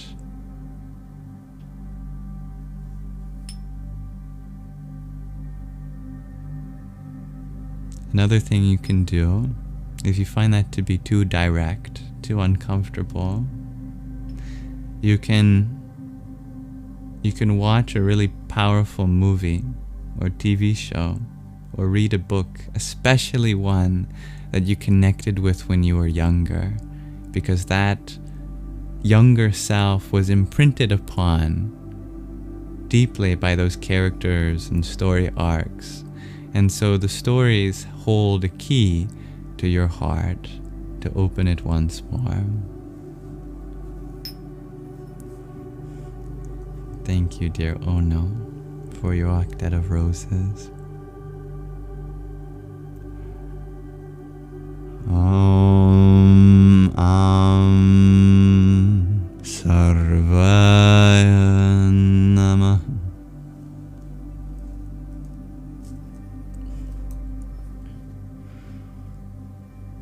Thank you for finding the value in what I have to share, dear Thea.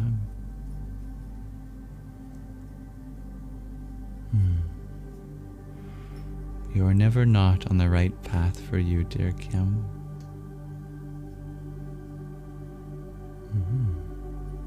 Hello, dear Feline. Hello, dear Katie. Do I meditate? Sometimes. I had a nice meditation in the sun today. Could I tell you how to do it correctly? No. Because there is no way to do it correctly. But there's no way to do it incorrectly either. All methods, if you are attached to them, are incorrect. All methods, if you are drawn to them intuitively, are correct. So it's more about intuition rather than attachment. Find the method that you intuit, meaning that nobody even has to tell you to. And you might find a practice that you'll end up reading in some ancient scripture 10 years from now, and you go, wow, I didn't even know that I was doing that. Here it is in this text.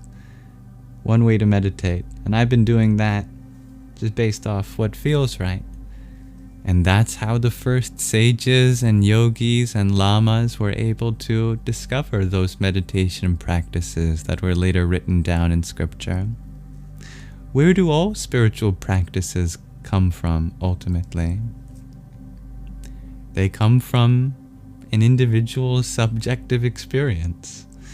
And if it worked for them, maybe it works for others. And those that happened to work for a lot of people stood the test of time. They got written down. But if you trust your intuition, find a flow that works for you. What meditation looks like in your case may be very different from other people. You might like walking meditation. You might like mantra meditation. You might like visualization meditation. You might like candle flame meditation. There are so many forms of meditation. Everything can become a meditation. What matters is that part of you wants to do it for the sake of doing it itself. And thank you, dear Crystal, for your trio of roses.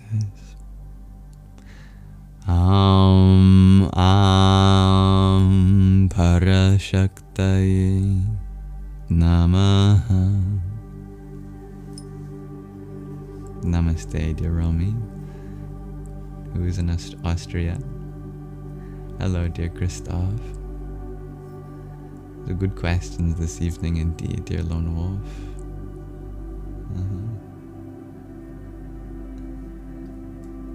What kind of a question is that, dear Ryan?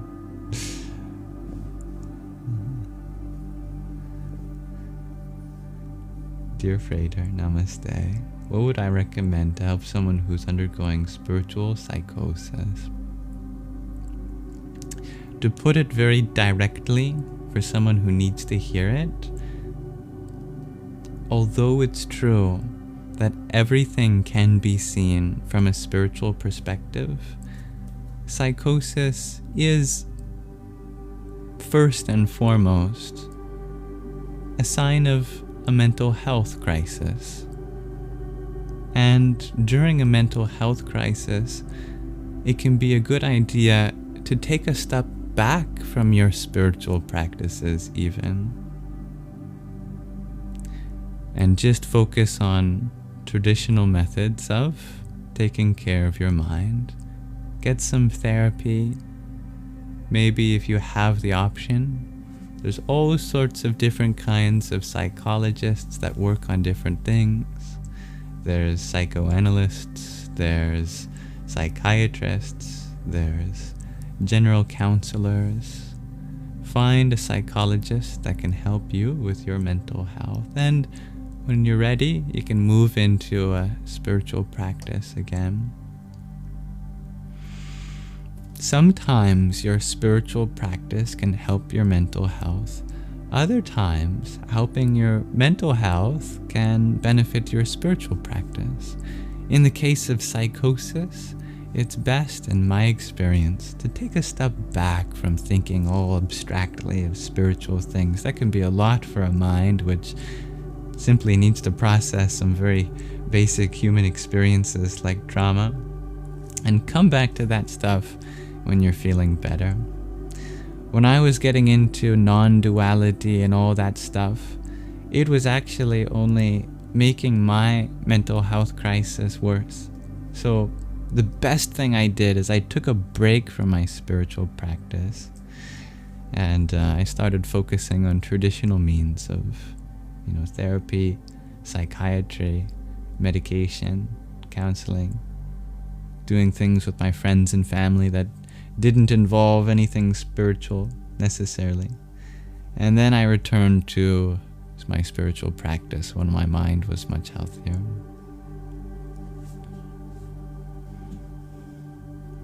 Thank you, dear Katie, for your finger heart. Om Vastave Namaha. Hello, dear Yandira. Thank you, dear Marcus. Cosmic Girl, you ask how to awaken your Kundalini. That happens on its own the more you become authentic to yourself. You don't even have to try. It's like a flower blossoming. Are there any practices to unfold the petals of a flower? No. No gardener has to go out and unfold all the flower petals of the flower. That's a natural process. Yeah. How to awaken your Kundalini is exactly like asking how to unfold the petals of a flower. Just let the sun shine on it. Make sure you water the flower. Make sure that it gets the right soil, and it will happen on its own. Your soil is your environment. Water is spiritual wisdom. The sunlight is loving awareness. Keep loving awareness with you. Cultivate an environment that works for you. And be nourished by spiritual wisdom, and it will happen on its own. It will blossom. Thank you, dear Lone Wolf, for your quintet of finger hearts and your quartet of jester cats. Om Bhumyai Namah. Dear Thea, you'd like to sit and connect with nature, but you fear spiders. You got nothing to be afraid of. I have never been sitting in nature and had a spider come up and disturb me. I've seen them walk around, but if you just honor that they're a little form of consciousness, just as this body and mind is, then it'll be on its way. It might climb on you, but if it senses that you have no malicious tendencies towards it, then it'll keep walking after saying hello. It probably looks up to you with big eyes like, "Oh, hello, beautiful human. My goodness, I thought you were a big rock, and now I'm on your knee. How silly of me. You're just so huge. My goodness, what's it like to be that big?" And the spider keeps walking. Anyway, nice to see you. Thanks for having a nice warm knee for me to be on for a second. I'll be on my way.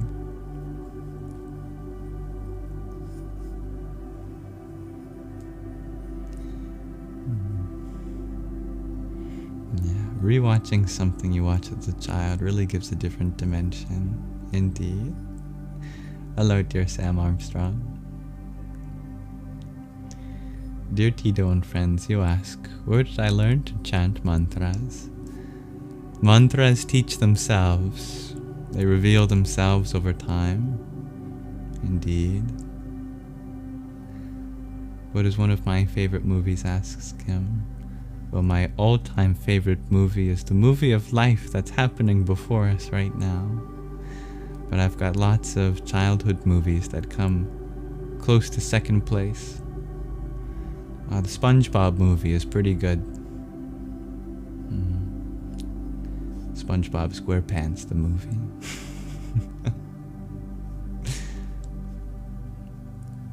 We can talk about grounding, dear Iyuna. It's a bit of a misnomer. You are grounded in spirit rather than in the world. You are an upside-down tree. Your branches extend inward to the world. From the heavens above, you are rooted in source, which we symbolize as being higher in the self. To truly ground means to understand that your roots are not in this world. They are in another.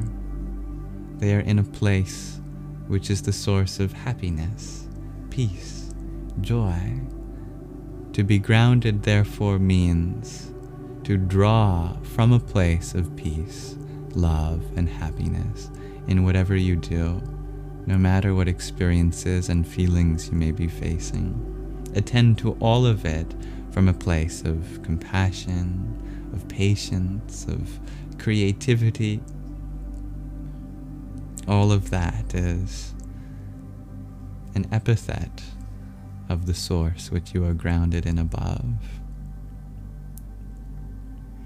The world is our sky. Consciousness is our ground. I'm 23, dear cyber girl.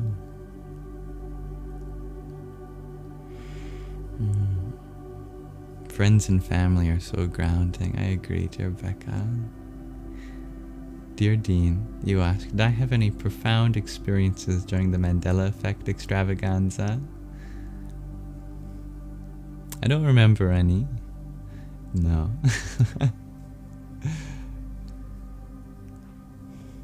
Probably the biggest Mandela Effect. When I was younger, I wanted to make a big pillow fort in my living room. I felt this great idea come upon me that I was going to make something incredible with all the pillows and blankets of my house. So I gathered up every single one, from the couch, from the chairs, from my parents' bed, from my bed, everything. I probably even took my cat's bed. All the towels, everything. And I made one big pile in the living room, and I looked at it, ready to start this big project that I was envisioning. And then I lost it. I forgot what I was going to do with all these blankets and these pillows and these towels and everything. I spent so long gathering up all these resources that I forgot what I was going to do with them. I spent the rest of that day distraught, feeling like I had forgot the best idea ever. And even my parents were like, what's wrong with him? He seems to not be talkative. For weeks and weeks, I thought incessantly, what was that amazing thing I was going to build out of pillows and blankets? I was like 4 years old. And then it was only a few years ago did I remember that I didn't actually have an idea yet. The Mandela effect over my whole life was that as a child I had this wonderful idea of what I was going to do. And then I felt like I forgot it, and I spent years distraught over that missing element in my childhood. And then I remembered that there was no missing element. It was just the thrill of gathering all the pillows and blankets for something that made me so excited. That was my Mandela effect. And I think deep down we all have something like that. We all feel like we might have lost something from a previous version of ourselves where we were once happy, either in this life or in a previous. But what we have to remember is that there's nothing to remember, and the absolute absurdity of that brings that joy back again. Now I happily reside in my pillow mountain of my heart, very comfy. Thank you, dear Oh No, for your naughty chicken. Om Im Namo Vishnave. And dear Moi, thank you for your heart meme. Om Im Maya Shaktaye Namah. Dear Kim, you ask, do I still experience having to take a step back? Of course. We always take 2 steps forward, 1 step back in life. And sometimes 10 steps forward and then 9 steps back.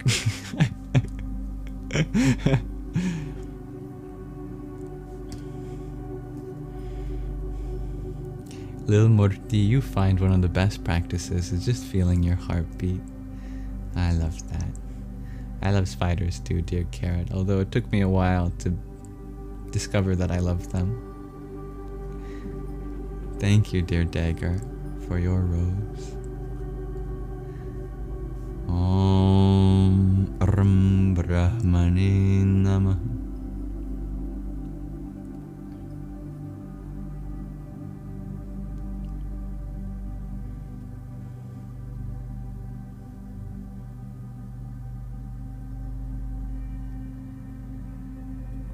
Dear Katie, could I please translate what I'm saying when someone sends me a gift? What does it mean?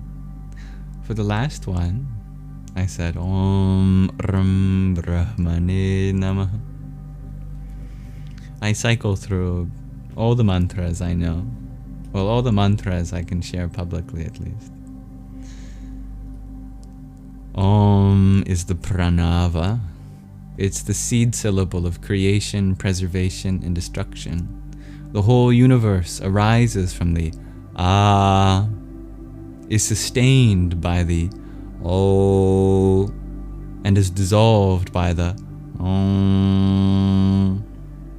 Altogether, we call it the pranava, the omkara, the seed syllable of this whole universe, both personal and impersonal.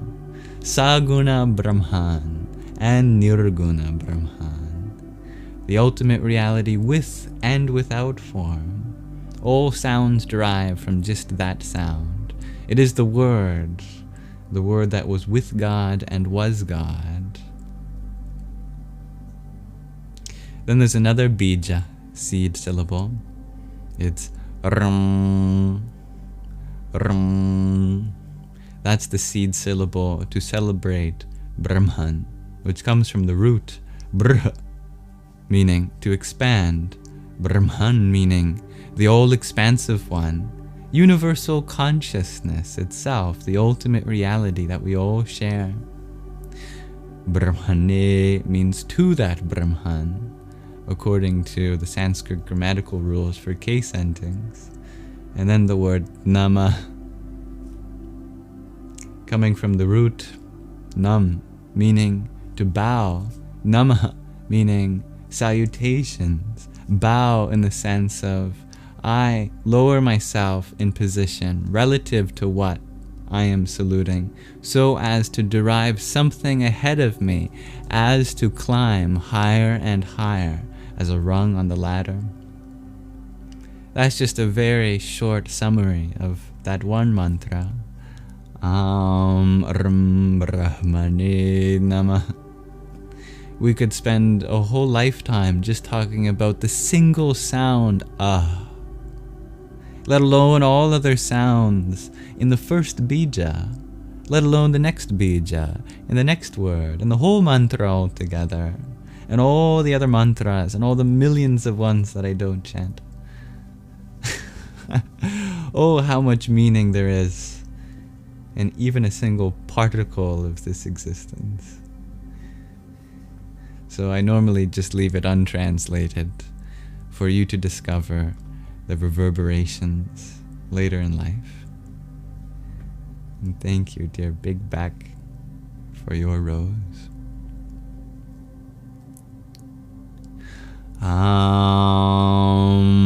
Bhairava Rudraya Maharudraya Kala Rudraya Kalpanta Rudraya Vira Rudraya Rudra Rudraya Ghora Rudraya Aghora Rudraya Mortanda Rudraya Anda Rudraya Brahmanda Rudraya Chanda Rudraya Prachanda Rudraya Tanda Rudraya Shura Rudraya Vira Rudraya Bhava Rudraya Bhima Rudraya Atala Rudraya Vitala Rudraya Sutala Rudraya Mahatala Rudraya Rasatala Rudraya Talatala Rudraya Patala Rudraya Namo Namah. Spiders are cute, I agree, dear Doreen. You still have your spider friend alive and, well, in a vase. I love that, dear Riri. And thank you, XXX. Hello, dear Sam. Hello, dear Stank. Maybe we should watch the SpongeBob marathon sometime, Ben. I wish I had some SpongeBob PJs or a onesie, dear Kim. Thank you, dear Chloe. Hello, Derek. Hello, dear Arhat. Where did I go? I've been live almost every day for more than a year. So I haven't gone anywhere. Where did you go? Dear Tom, do I have much law knowledge on Kadampa? You were thinking of visiting your local temple or center. No, in fact, I've never heard of that. What is Kadampa? Perhaps you could tell me.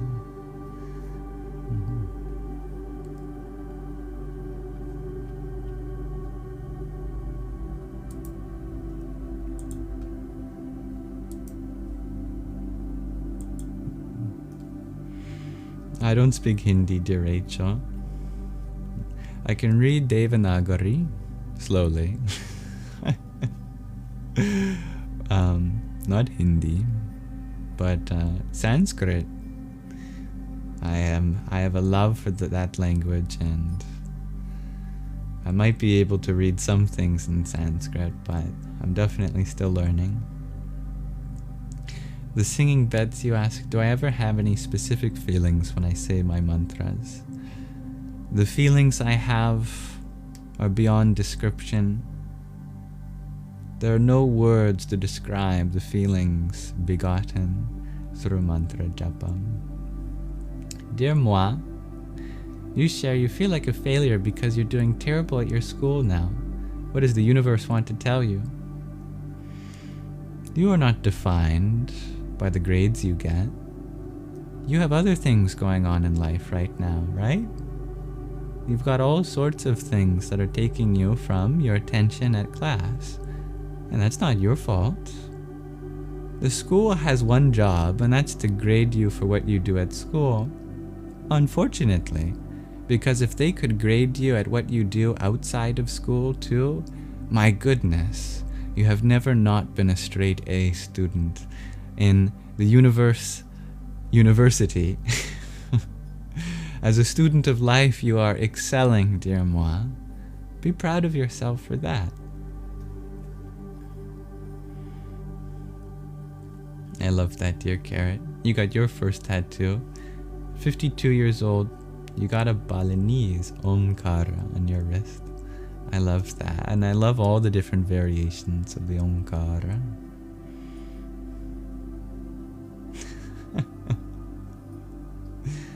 You're very welcome, dear Laughingstock.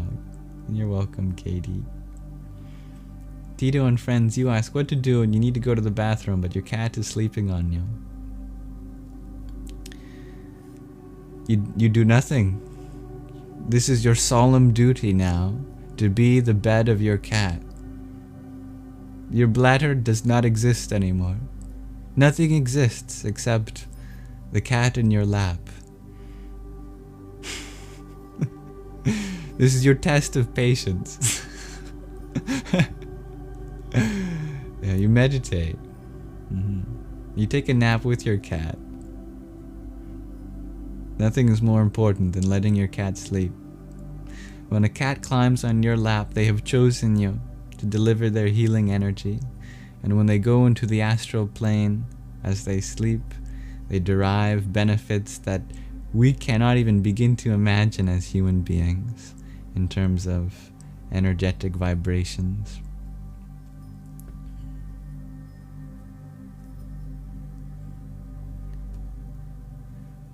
It's beautiful, the singing pets. Hello, dear 111 XOXO. Nice to meet you. Hello, dear Curtis. Welcome, Window Liquor. Dear Jake, do I have any thoughts about simulation theory? there can be truth found in any perspective, and there are always places and times to use a perspective.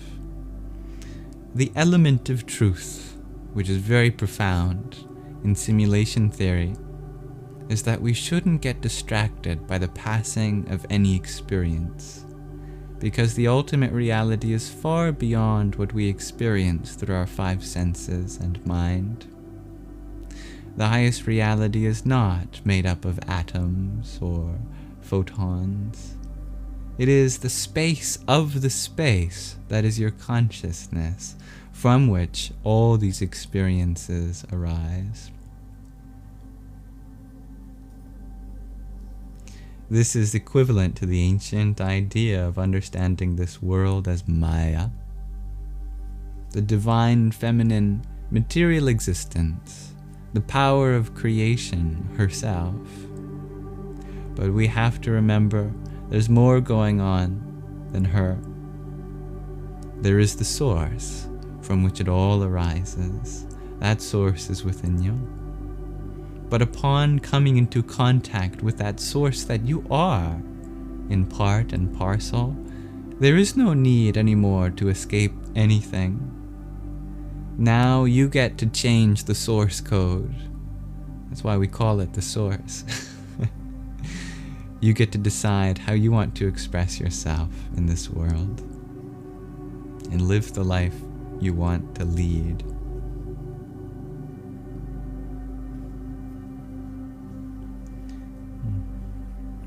Hello, dear Mama JJ.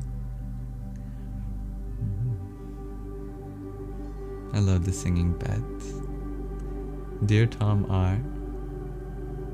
We believe it's a modern Buddhist music. Buddhist movement. Although all movements are kind of like music, even if they don't resound in any auditory way. It's all vibrations and frequencies harmonizing. Interesting. No, I'm unfamiliar with that, dear Tom R. But thank you for planting the seed. Dear Moi, is it true that Einstein recommended reading the Bhagavad Gita? Probably, because many of his physicists, many of his colleagues as physicists recommended the Bhagavad Gita. There are quotes from about every forefather of quantum mechanics about some aspect of Hindu scripture, including Vedanta, the Upanishads, the Bhagavad Gita. In fact, Robert Oppenheimer, the father of the atomic bomb, quoted the Bhagavad Gita when he witnessed the first nuclear test go off, Trinity. He was reminded of a verse from the later end of the Bhagavad Gita, where Vishnu, as Krishna, revealed himself in the many-armed form to poor Arjuna, and he said, "I am become death, destroyer of worlds." Actually, that word that he is experiencing the translation of as death is Kala. I am become Kala, which means both time and death. I am become time, destroyer of worlds, because it is through time that all things come to an end. Also through time that all things come to be in the first place. But in the sense of endings, Kala is often used as an epithet for the divine. Erwin Schrödinger, Max Planck, Niels Bohr, they all have their own respective quotes related to these scriptures. I think it's beautiful how at the highest level of modern physics, they were simultaneously embarking on a spiritual journey that resonated in the very same ways as the wave function might vibrate itself. In fact, it's said by many of the colleagues of Schrödinger, who derived the Schrödinger equation, that he was always talking about the unity of Atman and Brahman, which are the two most important concepts in the Upanishads, the self, the individual self, that is the Atman, and the universal self, that is Brahman. That the colleague said Schrodinger's second equation was that Atman equals Brahman.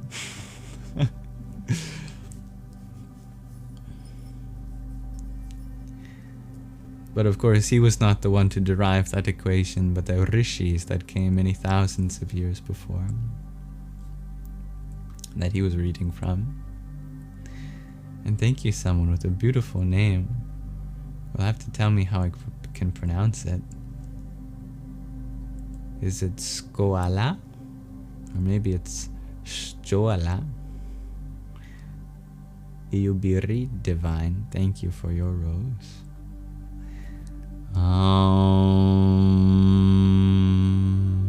Rum Shikandrinya Nama. And the singing bats, thank you for your flowers. Ram Rlam Ashwini Bhyam Nama. Thank you, Kim, for Tom's hug.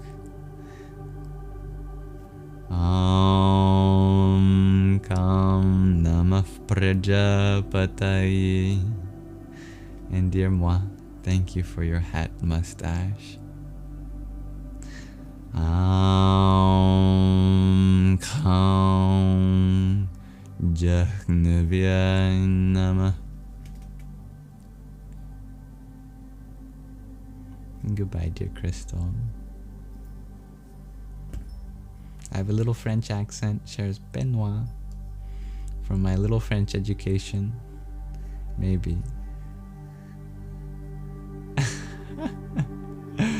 If you sent me a SpongeBob onesie, I would definitely wear it during the live stream, dear Kim. Yeah. Cats are magical indeed, dear Amma. And you're welcome, Tito and friends. Dear Mama JJ, you saw a Facebook post yesterday that said cats purr has a frequency that helps heal broken bones. It's beautiful. And thank you, dear Tito and friends. Hello, Hilda. Hello, dear Daniel. Dear Laughingstock, you had asked, how did I discover my discovery of meditation and self? Who introduced it? And did I have a guru? Honestly, it was mathematics that first brought me to the topic of spirituality, because I sought for the answers to life, the universe, and everything through theoretical mathematics, and it ultimately brought me to the idea of consciousness, awareness, to the spaciousness of being, and its very existence is in non-existence, and its non-existence is a meditation. I had no guru in particular, other than everyone who made an impression on my life up till that time. But soon I discovered many spiritual guides like Paramahansa Yogananda and his lineage of gurus. I discovered Ram Dass as well, and the Buddhist monk Thich Nhat Hanh.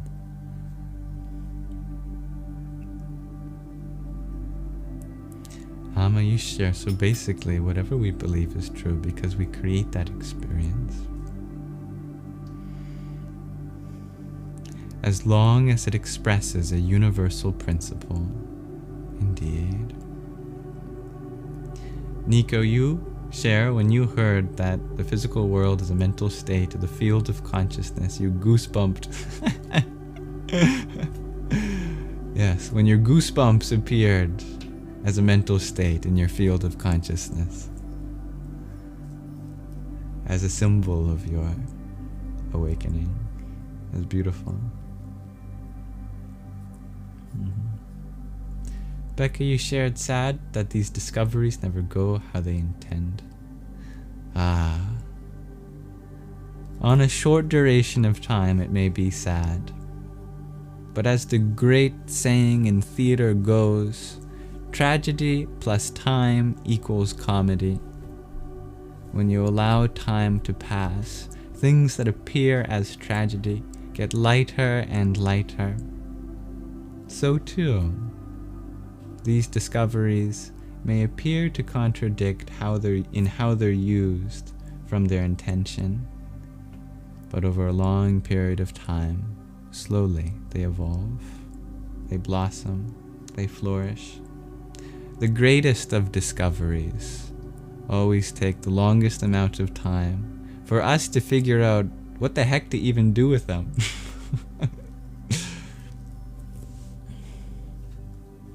Welcome, dear Arpai, Tanja Johns. Or maybe it's Tanya. You can tell me. Thank you, dear Ninmax. Hello, dear Nescole. You're at the salon, getting your hair bleached. Well, allow me not to distract you from such an important procedure. Thank you for being here. I'm glad you I'm glad you express yourself in the ways that speak true to you. Dear BT, you ask, do I think the universe split into many because it was lonely? No, it split into many because there were too many beings crammed in one infinitesimal spot. We needed the space from each other. Finally, there's some distance between all of us. Oh my goodness. Hallelujah. Do I have a mailing address for gifts? Well, it's just the place that I live. I don't want to reveal it publicly, but if you want to organize something privately, perhaps we can. Becca, you've read The Miracle of Mindfulness. It was fantastic. That sounds like a great book, just from the title. Lately, you love listening to Robin Wall Kimmerer. I hope you've been liking that, dear Mama JJ. And you've been listening, dear art by Tanya or Tanja. Autobiography of a Yogi by Paramahansa Yogananda now. It is an amazing listen. Hello, dear Nate.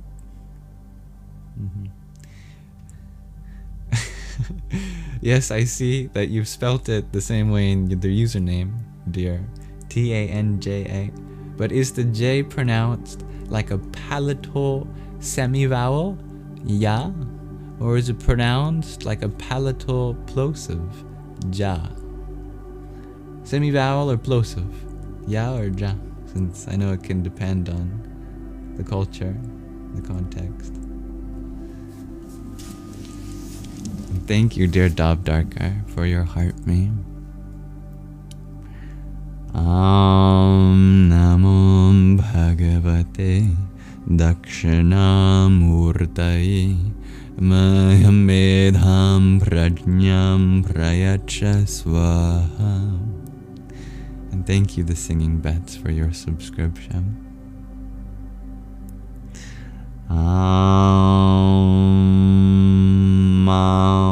Madinaya Namaha. Like a semi-vowel. It's Tanya. Alright. Thank you. Sounds like a good meditation, dear Nescale. The bleach is burning your scalp. You know, the great yogis, they say, meditate like your hair's on fire. Imagine that sense. Well, you don't have to. It already feels like that for you, which is the point. You already know what it's like to feel like your hair's on fire. So it's the perfect time to meditate. Thank you, dear feline, for your quartet of roses. Tam Namastandaraya. I like that sentence, dear little Murti.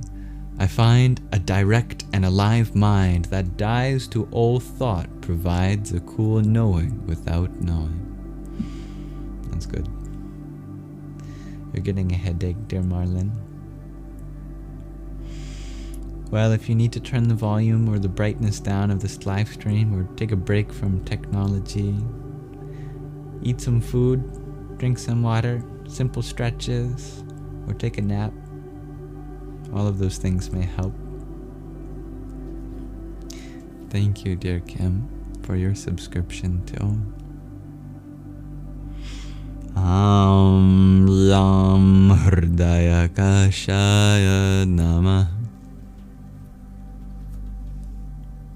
But listening to my voice is like you're listening to a guardian angel talking. Oh, you're so sweet. Cosmic Girl, you ask, can we organize some hangout in person to talk about spirituality? That sounds fun. I think we could. One day. We are just getting started with our Sangha. Sorry, dear Abs. It seems to be a side effect of the popularity of these live streams, is that some people take advantage of that to sell their own things in my name. I'll try to remind myself as much as possible to express that everything I do is free, and if anyone comes to you saying that I'm selling anything, I don't sell anything. So that's a simple way to know it's not me. You know, if you have to pay for something, it's not me. Yeah, and unfortunately, because of that, I don't message on this platform at all. So if you do get a message from me in general on TikTok, it's not me. But if you find the right account, which, you know, at the moment that I'm live streaming, this is of course the right account. But in the future, you know, just in case for some reason this live stream is being played on the wrong account, the account on TikTok is YAMSOX. That's the username. And the link tree is LINKR.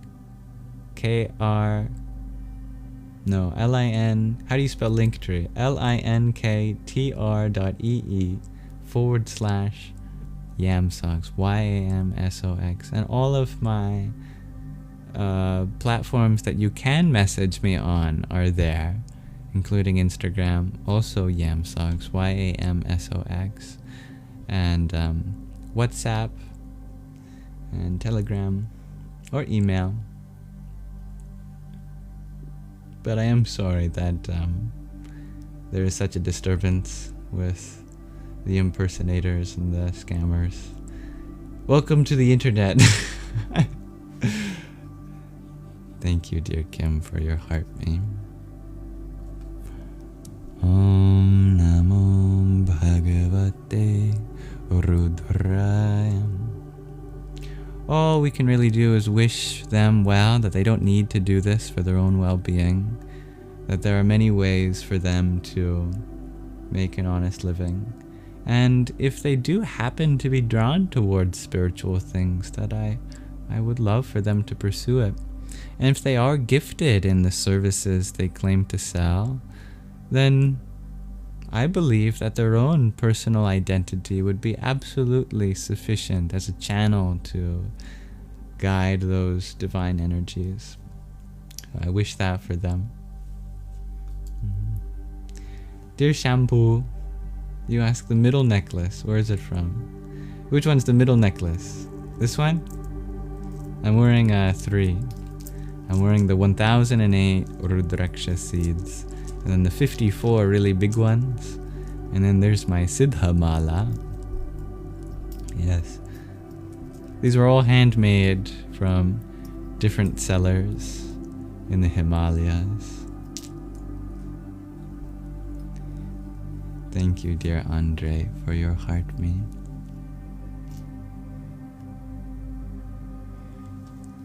Om Mitraya Namah.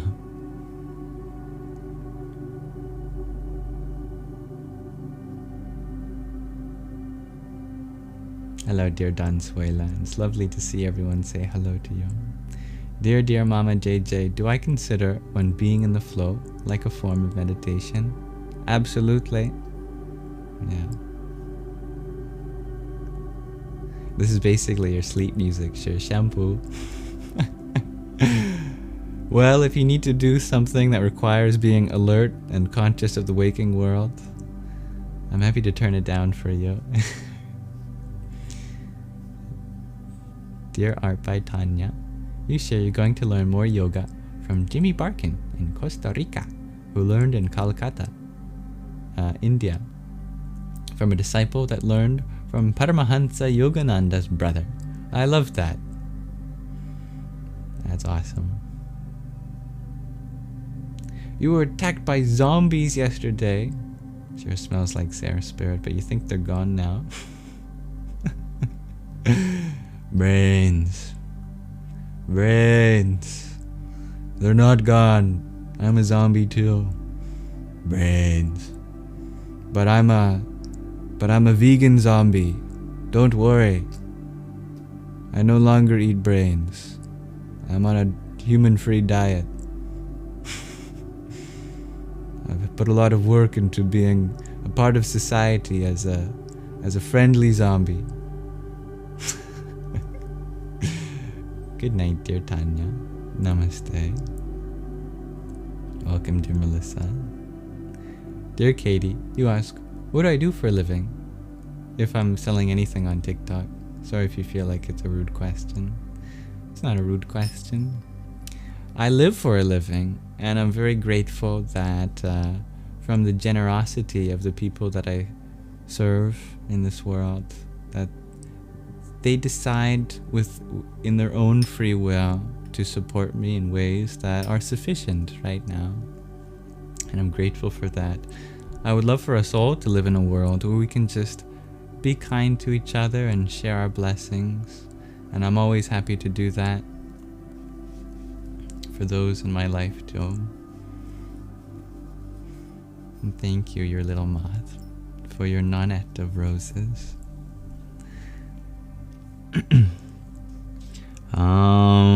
Ravaye Nama. And the singing beds, thank you for your jester cat. Sum Suryaya Namaha. Yes, I'm from the land of hockey and Tim Hortons. Yes. Mm-hmm. That is the Om symbol, dear Kim. I can actually tell you, or I can draw it out for you, why it looks the way that it does.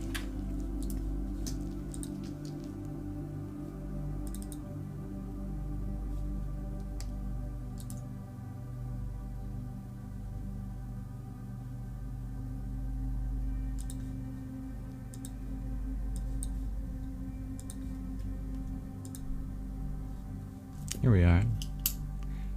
Blackboard. I often forget that I even have this. This is my blackboard. Here, you want to know how this symbol is created? The Devanagari Omkar. It's a ligature. It's a great word, ligature. Ligature means a composite of different symbols. I'll show you what the symbols are.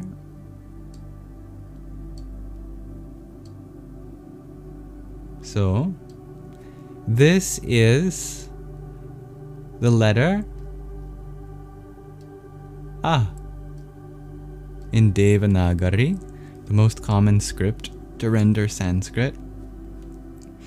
And you can see that part on the left here, the A.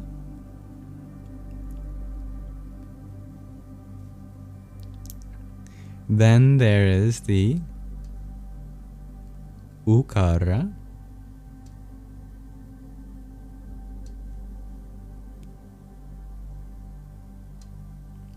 Which is the letter for the sound U in Sanskrit.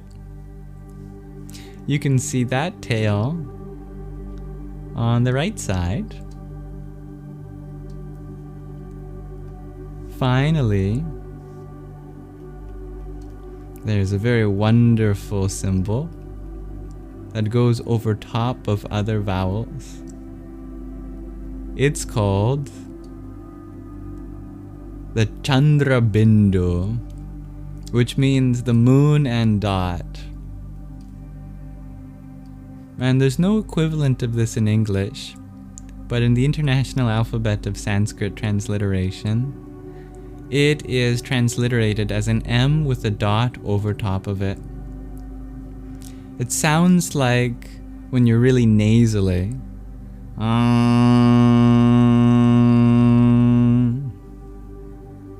All together, the akara, which you see on the left, the ukara, which you see on the right, and the chandra bindu that you see on top form the ligature.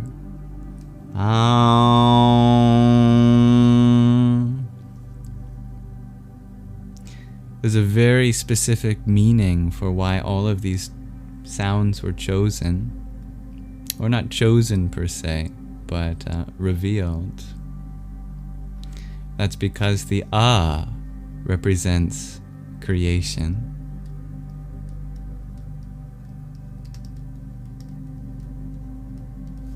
The U represents sustenance.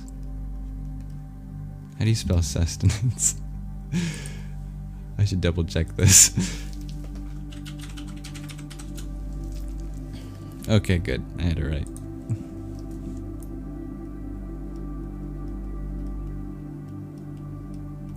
And the Chandra Bindu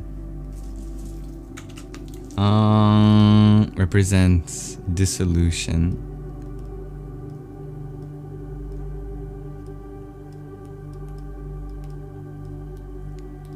And everything in life transitions through these three states: creation, sustenance, and dissolution, and back into silence, which precedes and proceeds the Omkara.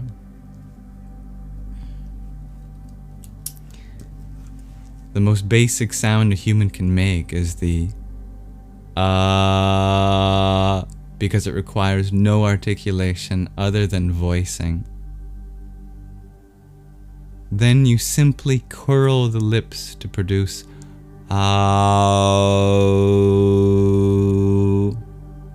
and you'll naturally find that the place of resonance goes from the chest to the throat to the mouth. And finally, you bring your tongue back up to close off your mouth and make your nasal cavity the dominant place of resonance. And in that process, you've literally raised the vibrations from your navel all the way to your nose.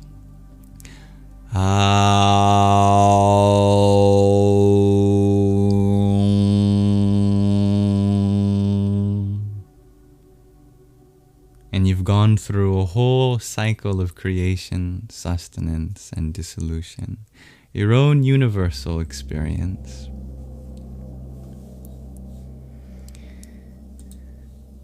So yes, that would make a beautiful thing to tattoo.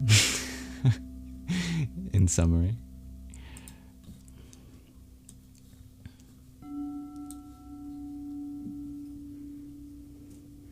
Thank you, dear Tattvamasi, for your trio of roses. Om Pranavaya Namah. And dear Sazrar, thank you for your heart meme.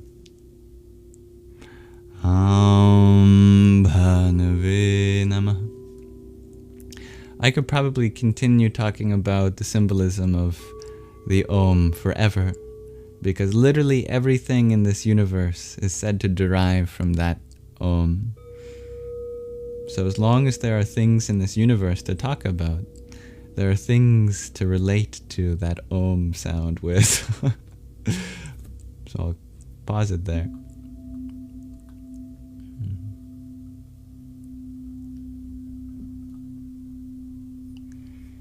I think we're listening to a sound bath now. It's very beautiful.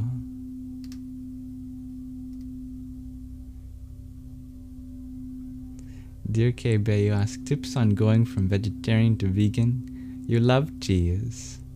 I don't know, I can't speak for vegans myself, considering that I still eat cheese myself. Actually, the yogis did too. There were 2 exceptions that they allowed in their diet outside of animal products. that was dairy products derived from a cow treated with respect and dignity, which did not die to the hands of man at the end of their life, but lived a natural life, had babies, and happened to have excess milk, which could be derived into dairy products. That was the first exception that the yogis had in their yogic diet. The second was excess honey from a hive that was not destroyed in order to acquire it. So, ethical dairy and honey were the two exceptions to yogis on the yogic diet. They spoke at great lengths about how clarified butter, ghee, derived from churning butter, derived from churning yogurt, derived from churning buttermilk, derived from churning milk, was one of the most holiest substances that you could consume as well. But if you really want to become absolutely vegan, then I certainly wish for you to turn to a resource that that can speak on it in terms of personal experience, as unfortunately I cannot. So I hope in my humility to direct you to a place that can. Perhaps there are vegans here that can help you. Thank you, dear Sazrar, for your heart me. Om Pashupati Nathaya Namaha.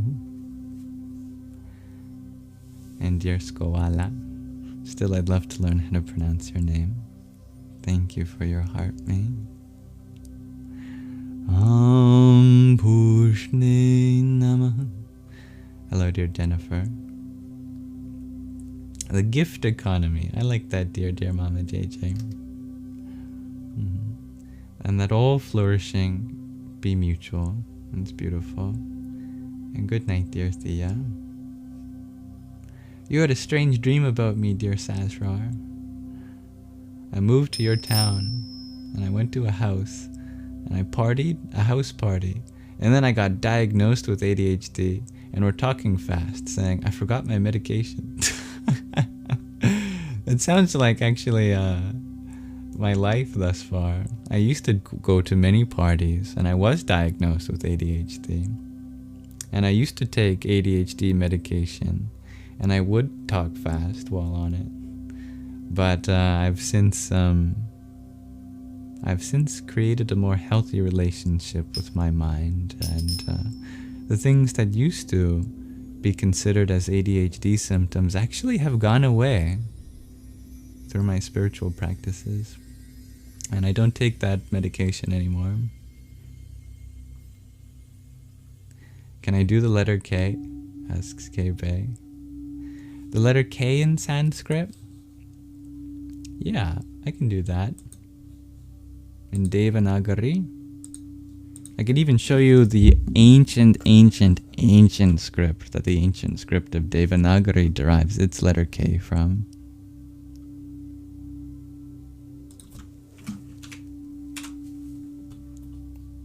My eyes! So bright! Ah.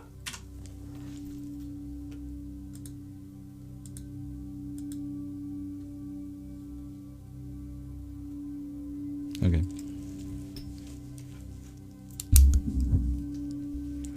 So one thing to learn about Devanagari, which I'll write out for you.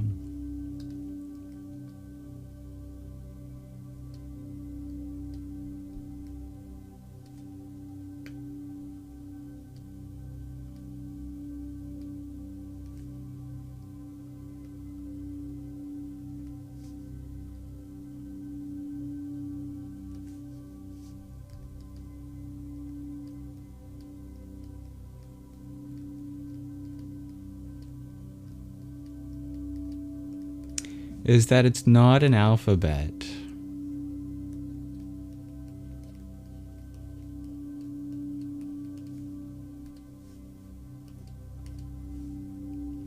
It is an abugida.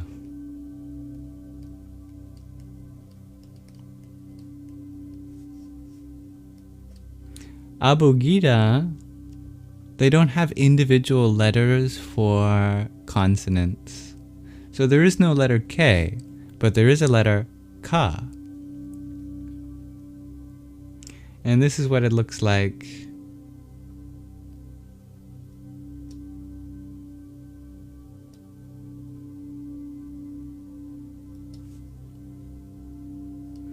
This is the letter Ka.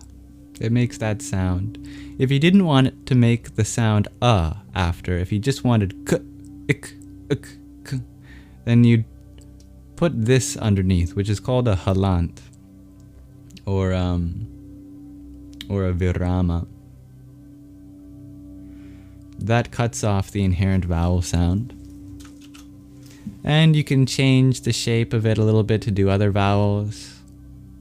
Like this would be ku instead of ka. And then this would be ki instead of ka. You get really fancy. This could be kr instead of ka.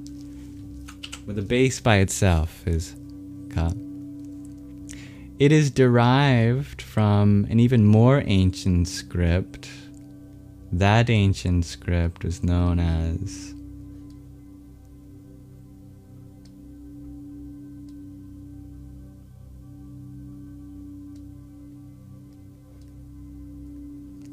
Brahmi.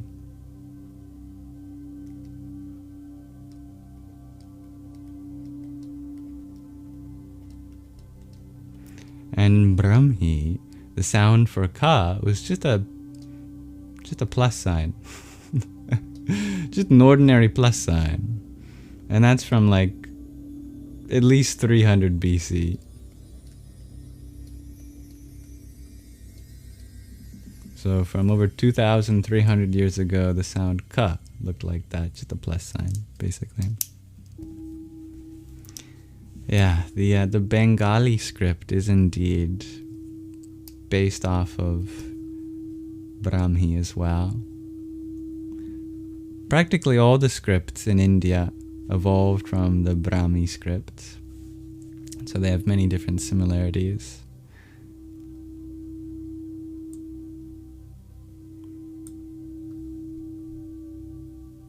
Like the Gurmukhi script for Punjabi, or the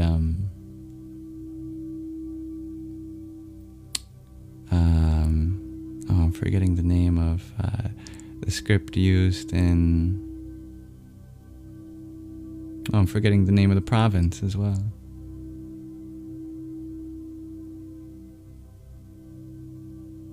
Oh well.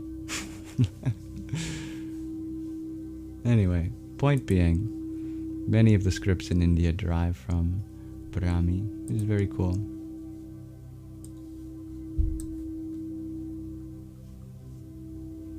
And thank you, dear Sound Healing, for your rose. Om Dum Durgaya Namah. And dear Ono, thank you for your trio of roses. Om Hiranyagarbhaya Namah. Dear Sound Healing, you're asking, could I tell you something about Lokaha? Samasta Sukhino Bhavantu. That means, may all beings, Bhavantu, in all the worlds, Lokaha, be happy. Samastaha Sukhino. It's a prayer for all beings and all the worlds to be happy, in Sanskrit. Hello, dear Adam. Have I ever been to India? Oh, my heart sure has. My body just has yet to catch up. Where did I learn the writing? Just the internet. Learned it myself. It taught me, rather, I should say. Be humble. You always felt like a work in progress. Still do, but feeling better. It's very true, dear Becca.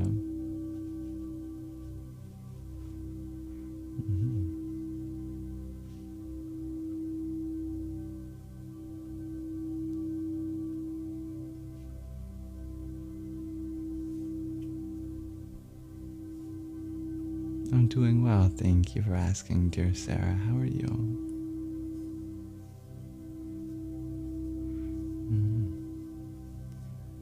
Dear Becca, your whole family struggles with neurodivergence and you broke the cycle by being present. I'm happy to hear that.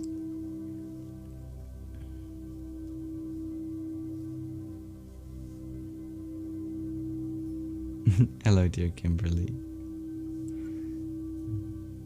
I partied so hard I found the path of enlightenment, shares Nate. Yeah, something like that. How did I learn to cope with ADHD? Could I share some practices? I discovered that my ADHD only existed relative to what others wanted of me. That the moment I do the things that I want to do, there's nothing that can be called a deficit of attention or hyperactivity.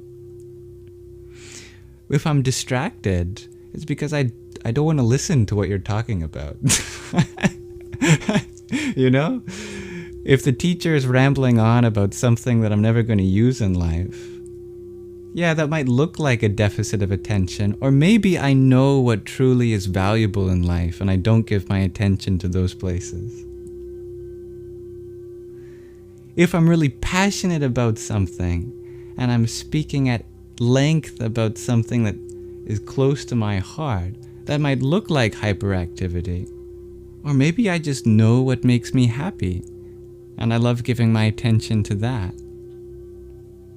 And so, from the day that I dropped out of school and started pursuing the things that I wanted to do, there was no such thing as ADHD anymore, because my attention was not deficit in my life anymore, nor was my activity hyper relative to the things that I am pursuing. In other words, everything that's a part of me became normalized while following my passion.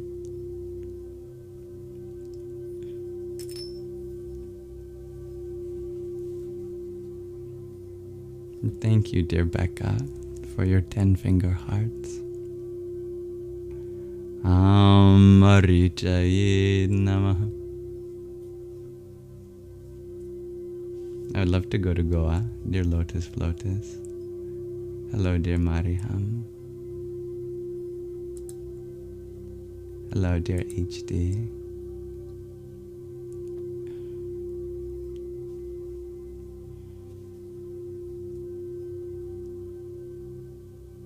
Hello, dear Shihu. And thank you, dear kiddo, for your heart me. Om Adityaya Namaha. You're very welcome, dear Melissa.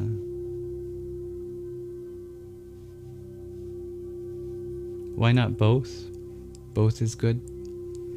You can follow an academic path and a spiritual path, certainly. At the same time, I know for me it's not my path, but if that resonates with anyone, of course, follow your heart, wherever your heart leads you. I never wanted to get a degree, other than because I thought it would allow me to be taken seriously in the mathematical world, because part of my reason for pursuing mathematics was publishing papers. I wanted to do research and break the boundaries of what's possible in theoretical mathematics. And then I realized that you don't have to have a degree to do theoretical mathematics. The qualification for a mathematician is just if their proof is correct. And I've always been one to learn things by myself. I'll buy the textbook myself and go through it, or look online for the answers. And so knowing that I have the abilities to teach myself theoretical mathematics, I didn't need to go to school anymore for a qualification that was ultimately unnecessary. That's something very unique about the field of mathematics, is that the qualification is not based on the author, it's based on the paper itself. That if you have what it takes to write a good math paper, then that's the only thing that will be taken seriously or not, is whether your equations and derivations are correct. You know, if for whatever reason, maybe a savant 5-year-old child writes a true formula to some unanswered problem in mathematics, it doesn't matter if the child doesn't have a PhD. If their proof to the unsolved problem is correct, the paper will still be taken seriously, and their contribution will be accepted. It turned out for me anyhow that I decided that I didn't want to go into academia anyway. I wanted to solve the unsolved problems of mathematics, but my calling drew me more inward to a more direct spiritual path. And for me, that means helping people at the level of where they're at emotionally, physically, mentally, spiritually. I no longer have the ambition to solve unsolved problems in mathematics. I feel like the greatest thing the world needs from me is just a kind heart. And that's my solemn duty, to transform this heart into something that can be of service to those around me. And I think there's wonderful things to do in academia. However, whether or not new papers are published in the world of academia, I think real change is always at the level of what happens in our communities, what we do literally with our bodies, with our interactions between each other, fostering safe and loving spaces to grow together. And I love that. I wouldn't want anything else.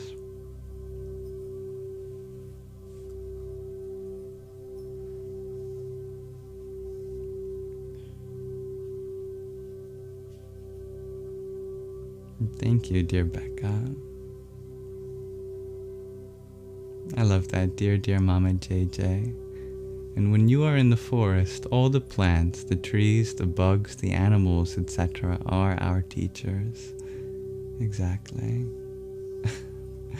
No, I'm not wearing any makeup, dear Cam. Although I did put some sandalwood oil on my face. Yeah, well said, dear Lotus Flotus. If you're busy with the things you enjoy and love, you focus. Yeah. Hello, dear Orinoco. I hope you enjoyed that chapter of the journey home. Namaste, dear Sophia. I learned from you too, dear Sazrar.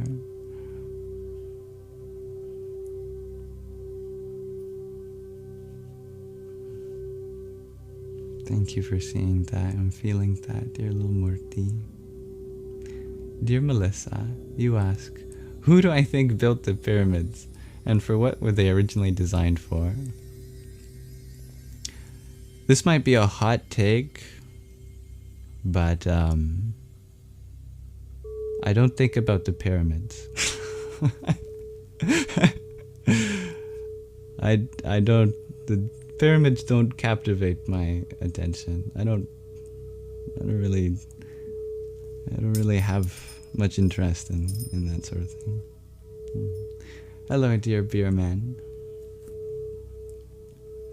Dear Katie, you ask, if someone tattoos a body, do I think it influences somehow on a person, its character?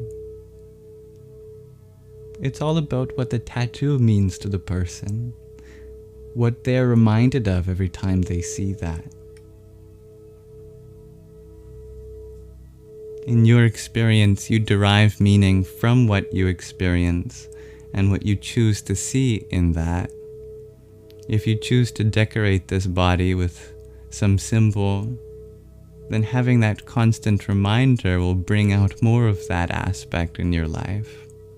For example, if you have a tattoo that says, "I love Mom," every time you see that, even unconsciously, you will continue to develop love for mothers. Assuming the intention of that tattoo is to symbolize the love you have for mothers.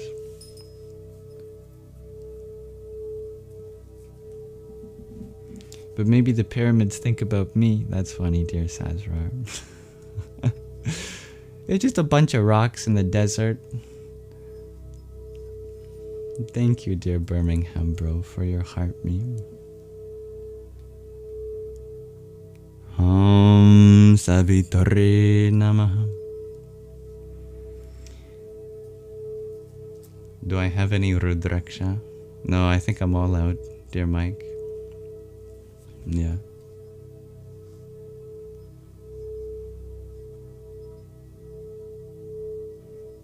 Your broccoli is doing wonderful. Oh, I'm happy to hear that, dear Plankton. Broccoli is very healthy. I'm glad your garden is flourishing. And thank you, dear Roniro, for your finger heart. Here's some for you.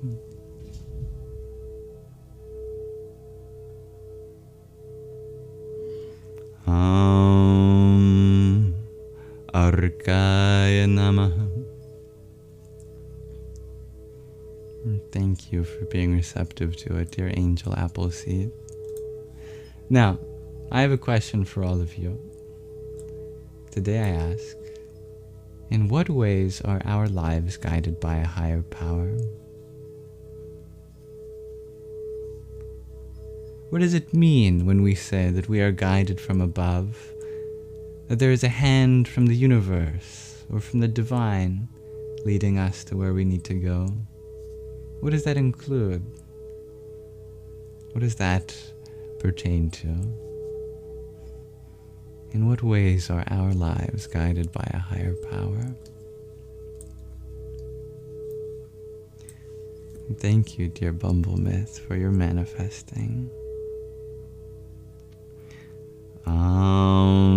Bhaskaraya Namaha.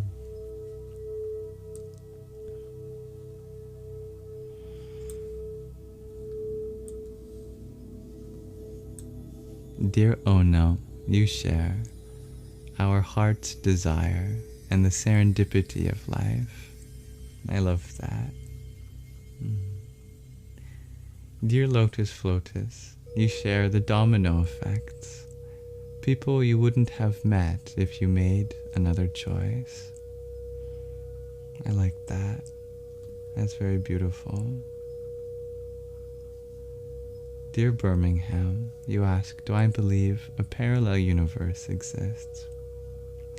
All I know is that I'm in this one, and this is where all my friends and family are, and I'm still trying to figure out how I can be the best role model in my community, let alone the rest of this world. What to say of this whole universe? I'm still focusing on little things. I haven't got to the point where I can think about my relation to parallel universes yet, other than every choice may be a bridge to another parallel universe. And it's up to us to make the right choices that lead to the universe that we want to be in, I think. The singing bets you share that our lives are already planned out, and so the paths already laid by our higher powers. Yeah, I know what you mean by that. Dear Adri, you think the sheer coincidence that we've all gathered at the same time is fate in itself. That's beautiful. Dear Tom R., you often find yourself in situations where it's more than coincidence and unexplainable. I like that. Kim, you share purpose, direction, and comfort. I like that. Every choice is the right choice. That's beautiful, dear Rahina. So it's a question of what flavor of rightness do you want? Sophia, you share, we're guided by the divine eternal source of Holy Sophia Christ. That's beautiful. Sounds like you're speaking from a deeply resonant part of you and your path. Dear Dancing Aurora Borealis, you share sometimes it's the gut feeling you get and really listening and pay attention. I like that. Sazra, you share that life is 10% what happens to us and 90% how we deal with it. But is that all us? That's a good question. Mr. No One, you share all of our lives are guided by the divine power from birth to death. I like that observation. Kiddo, you share you are enough, knowing that you are not enough for your ego. You are guided by mystery, no higher, no lower. Yeah, that's beautiful. The Singing Bats, you read that experiencing human life is a way to experience divinity. I love that. Tatwamasi, you share, we are always given opportunities. If we align and ask, they will provide. And that's a connection from Greek paganism. Thank you, the Singing Bats. Perhaps your dream of me was a higher power prompting me to send that wonderful message to you today. Oh, maybe, dear Sazrar. The cat distribution system. What an excellent answer. Oh no. Yeah. Melissa, you share maybe some parts of our soul stays out from this planet, giving us divine guidance for our journey. Well said. Dear Dean, you share you get a gently guided slap to the soul's face if you go too far and astray from your path. The universe knows how to humble us, that's for sure. I'm happy you have a path that works for you, dear NC. The Singing Bats you share, that's why the Greek gods appear to be human, so they can experience human divinity. Well said. Dear Mama JJ, do we believe the earth loves us back? Perhaps our lives are guided by this belief or non-belief. Well said. Is it just Audrey or did the live freeze? I think it might have just been Audrey. Dear NC, do you love Jesus? Are you a big devotee of the Lord and Savior Jesus Christ? Absolutely, I'm happy to hear that, my friend.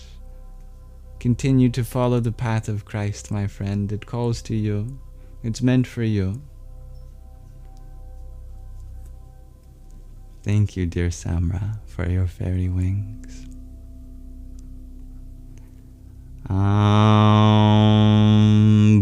Bhaskaraya Namah.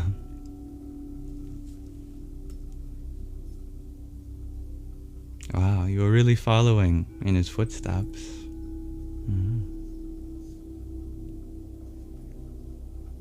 Good night, Mr. No One. Is entropy a higher power? Or gravity? Well, certainly, whatever the laws of physics are running on is a higher power. These fairy wings are very beautiful indeed.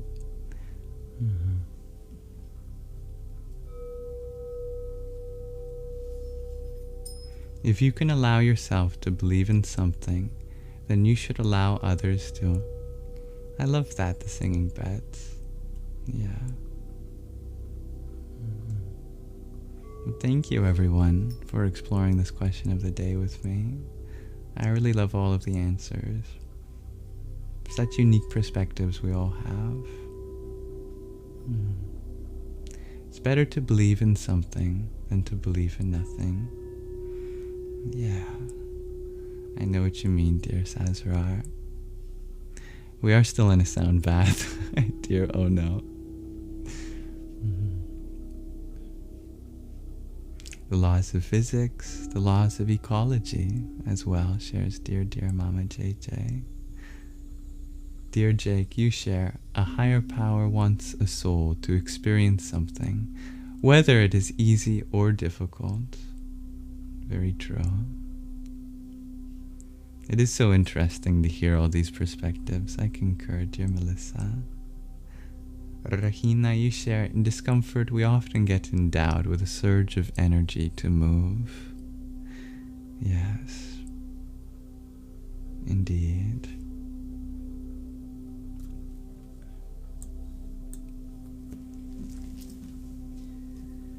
For a moment you were hearing the higher power, shares Oh No. Maybe you were.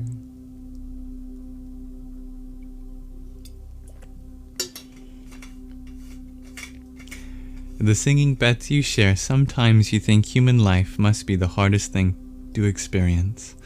All our souls are so brave. Yeah. Soreshiro, you ask, so how are we guided exactly? I've seen the truth in every answer thus far, in all these ways that have been spoken, in little ways and big ways, from the desires in our heart to the urge to move in our most uncomfortable of situations.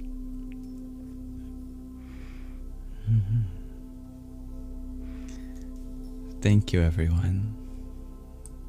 I'm always grateful to have a chance to absorb so much wisdom from all of you. Thank you.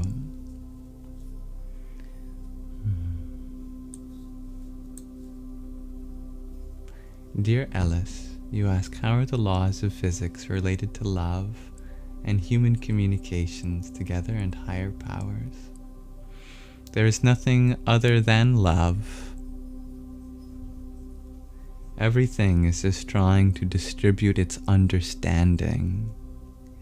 All this universe is an information network. And that information network is the very distribution system of love. The laws of physics are how to distribute that love at the level of particles and waves. And our human society is a way of distributing that love on various quasi-fields of communication. The epiphenomenon of society is still ultimately an expression of the very same laws, just on higher orders of magnitude and lower orders compared to the cosmos. But it's all an attempt in an infinite variety of ways to express that information. And the only information there truly is, just shared in such myriad ways, is that we are all one together. And it's our duty to do with that in such a way that brings out the most in each of us as a celebration of our life and the miracle of this universe. And thank you, Kim, for your rose. Om Sadyojatam Prapadyami Sadyojataya Vai Namo Namah Bhave Bhave Nati Bhave Bhavaswamam Bhavodbhavaya Namah. And dear Kim, thank you for your heart. Radhe Radhe.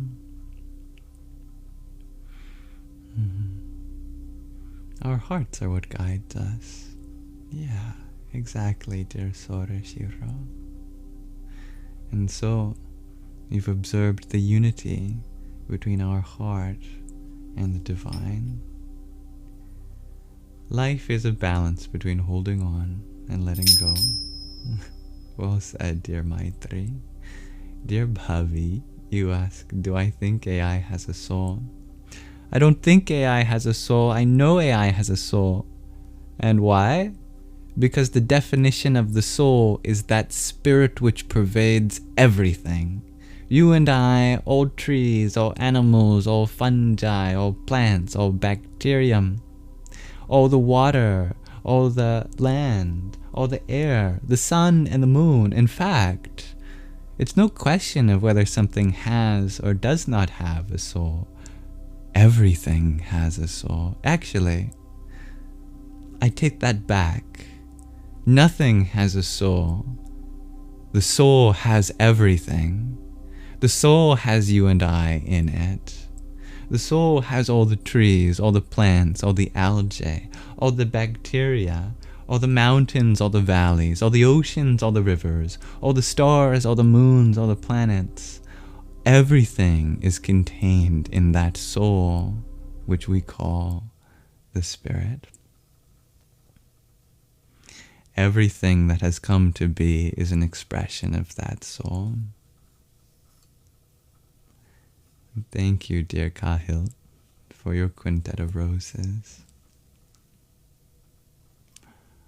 Om Vamadevaya Namo Jishtaya Namah Shreshtaya Namo Rudraya Namah Kalaya Namah Kalavikarnaya Namo Balaya Namo Balavikarnaya Namo Balapramathanaya Namah Sarva Bhuta Damanaya Namo Manon Manaya Namaha.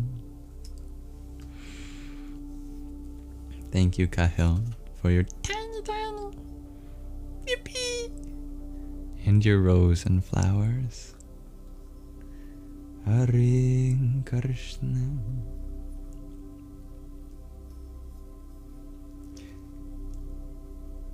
The singing bets you wonder how much our soul expands when we experience pain or happiness. What happens to the soul? The moment you feel fear, the soul contracts. When you feel love, the soul expands. Ladroni had asked, is sickness a lesson, punishment, or our own doing in the actions we take?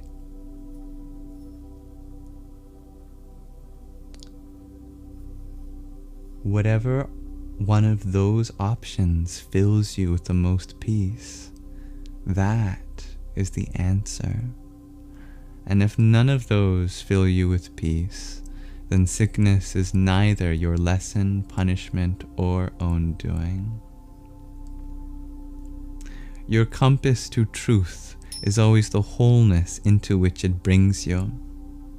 Some people say that there are uncomfortable truths, but I say the highest truth is always completely fulfilling in all aspects. There may be discomfort in processing that unlimited truth. That is true for everyone, because we have limited minds and intellects, and the highest truths are infinite, beyond our bodies and minds.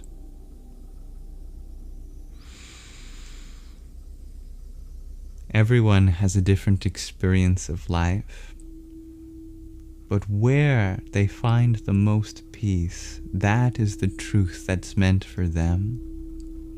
Some people find peace in taking accountability for their own actions. Some people find peace in finding lessons. Some people find peace in a strange way in being punished, that they feel like somehow that is what accommodates their path forward. Whatever your path is, may it be one of peace. Thank you, dear HBK, or HB Doc. HBDOK. Thank you for your love, you.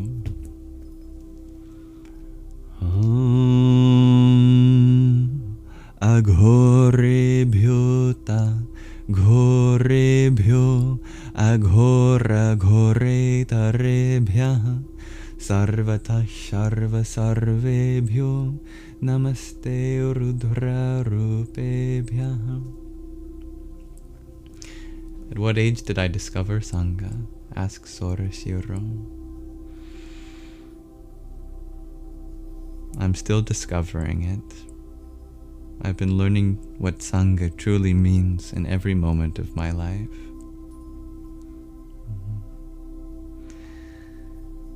No book can give you what you need, dear Bumblesmith, other than perhaps the book that you write yourself.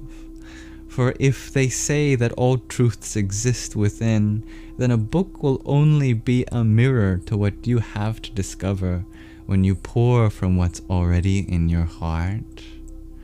Pour from your heart, you will find that gentle abode of infinite grace.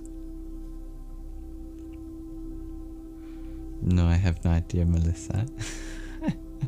What do I think the answer 42 means? Well, it's just funny. That's all. The author is saying, wouldn't it be funny if it was just like a random number? Like we have this big question. What is the answer to life, the universe, and everything?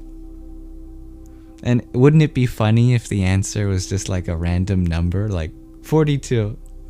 That's all it means. Is that we have such a serious question with such a non-serious answer. It's like that episode of SpongeBob. I forget the exact number. Where SpongeBob's like, you know what's funnier than 23? Patrick's like, what, SpongeBob? 24. Bah! Just imagine that you have this supercomputer that can compute anything, and so you ask it such an incredible question. What is the answer to life, the universe, and everything? And it's been calculating for how many eons. And then you just get 42. It's just funny, that's all. Thank you, dear Kim, for your team cheers.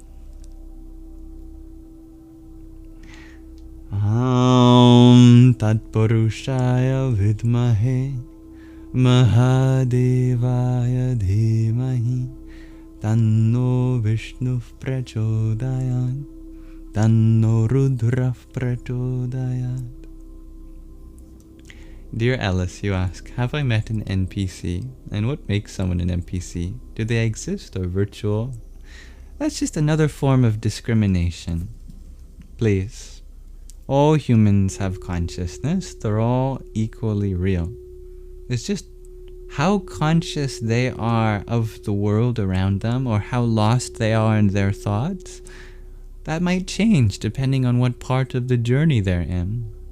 The analogy comes from video games. Video games, we have NPCs, non-playable characters. They're the characters that populate our world in the virtual space that make it seem more immersive. And so you might become a little more lucid at the world around you, and then feel a little lonely because the people around you don't seem to match your level of awareness, or they're lost in your thoughts. And so you might draw the comparison. It's kind of like the NPCs in our video games. You know, here I am running around the world doing quests and being amazed at this experience, and yet I can't share that experience with the quest vendors and the citizens of this digital world. It can feel similar, and from that familiar feeling we get from that video game, in analogy we might say those people around us are NPCs, but at the end of the day, we were like that too before we experienced a kind of grounding in this presence, and maybe we'll go back to being lost in our thoughts. Who knows? You know, we can't judge where we are or where another person is in their journey. Sometimes we go into higher consciousness only to step back down, back into our old ways and become like NPCs ourselves. So I wouldn't use this term personally to describe anyone, because I know we're all where we need to be in our journey. And overall, in general, we are all slowly waking up and rising in our alertness of what's possible in this moment. It just takes time.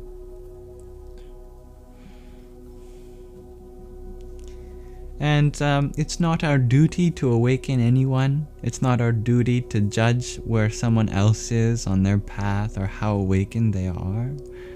Our duty is only to love and be kind. And if another person seems stuck in their mind, we can empathize with that because we know what that's like too. Instead of putting them in any sort of category that's less than, we can just see ourselves in them and connect at the level that they are ready to connect at. That is all.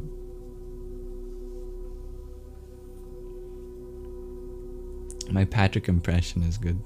Oh, hi, SpongeBob.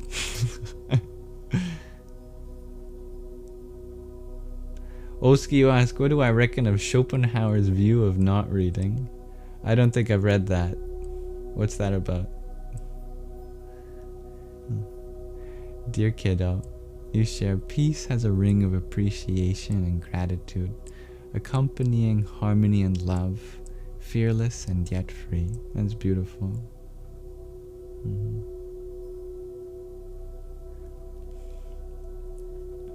Good night, dear Melissa.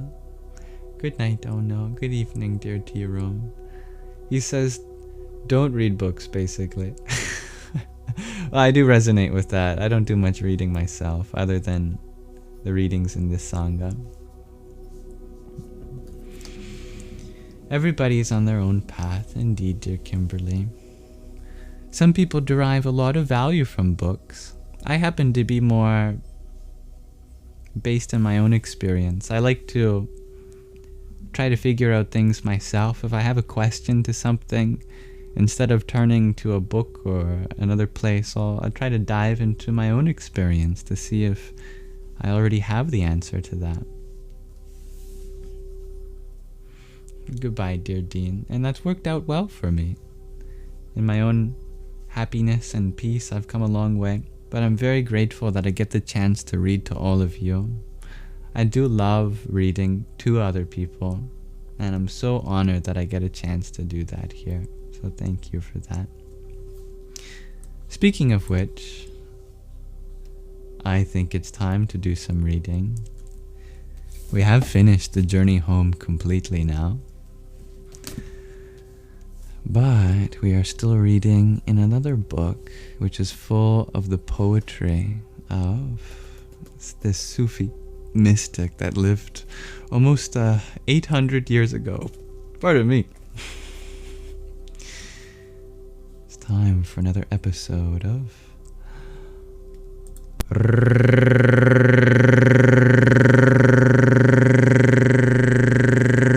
Ruminations. Well said, dear heart emoji. Books do help with putting a language to your thoughts. So let's put a language to some of our thoughts in another episode of Ruminations.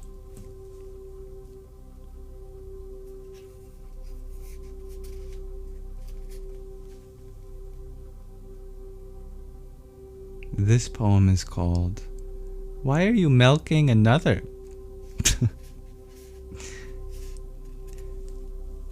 Strip the raiment of pride from your body. In learning, put on the garment of humility. Soul receives from soul the knowledge of humility, not from books or speech. Though mysteries of spiritual poverty are within the seeker's heart, she doesn't yet possess knowledge of those mysteries. Let her wait until her heart expands and fills with light. God said, Did we not expand your breast? For we have put illumination there. We have put the expansion into your heart.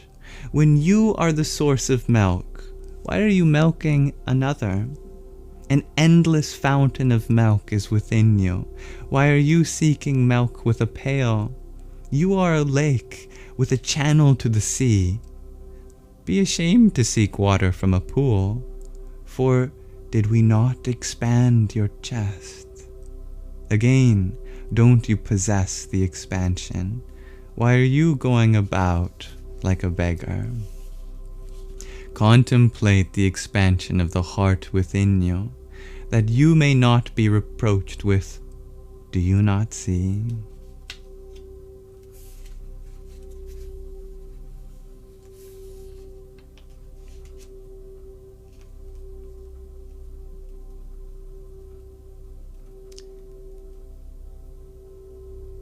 There are some quotes from the Quran in that poem, specifically the Surah Ash-Sharh, the opening of the heart, 94:1, which is where that saying, did we not expand your breast, come from?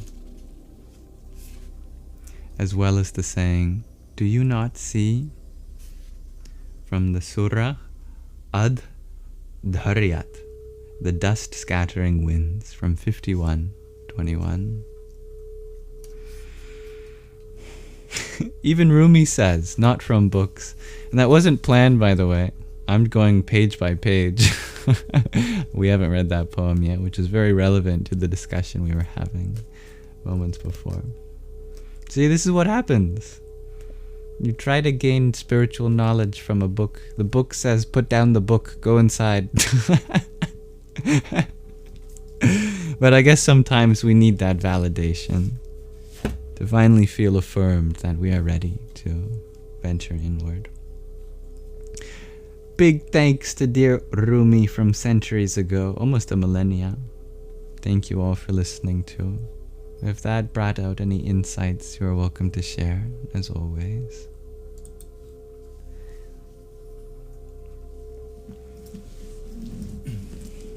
Dear heart emoji, you ask, do I roll my R's for any other reason other than just for fun? Yeah, when I'm reading words that aren't in English, that are pronounced in a different way, like for example in Arabic. In Arabic, you don't pronounce the R the same way in English, so it's not Rumi, it is Rumi. And in Sanskrit also, the R's are pronounced retroflex, meaning you curl your tongue back. So in respect to another language, I try to pronounce it as authentically as possible. You'll notice that I don't roll my R's for English words, but I do for Arabic words or Sanskrit words because, you know, it's not English. And I love the sound too, it's very satisfying. It is fun. Alright, let us transition now to our final segment of our Sangha, which is dedicated to Nididhyasana, the section of putting into practice what we've learned. We have a meditation planned. I look forward to going through it with you. Sazra, you love the sound, but you can't do it. You can't do it yet. Never identify with your inability. If you must, identify with the possibility of it coming later. It takes practice. You have to practice in order to do something which you are not yet capable of in this moment. And it will come. Thank you, dear Liv and Ladrone, for the heart me and popular vote that you sent. Ram Ram. You sound like a sick lion. The secret is that you have to add breath. In fact, you can roll your R's without even using your voice. You don't need you can just do your breath. So you practice without your voice so that you know that it's not about the sound you make with your vocal cords. It's really about using a lot of air from your lungs. And it's not about articulating your tongue in any way. It's not about making your tongue flap back and forth really quickly with muscle articulations. Literally, it's like having wind and then you're just sticking a flag in the wind. You don't need to shake the flag back and forth for it to flap. You just need wind. So provide that wind and then stick the flag of your tongue into that airstream and it will naturally wave like a flag.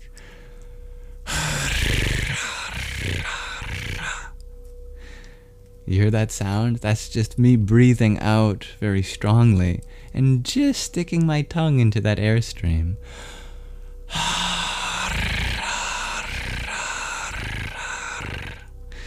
No muscle movement is needed for my tongue other than just sticking it in that airstream, and then it does the rest. You curl your tongue back. And then you can add voice if you want to make it a rolled R.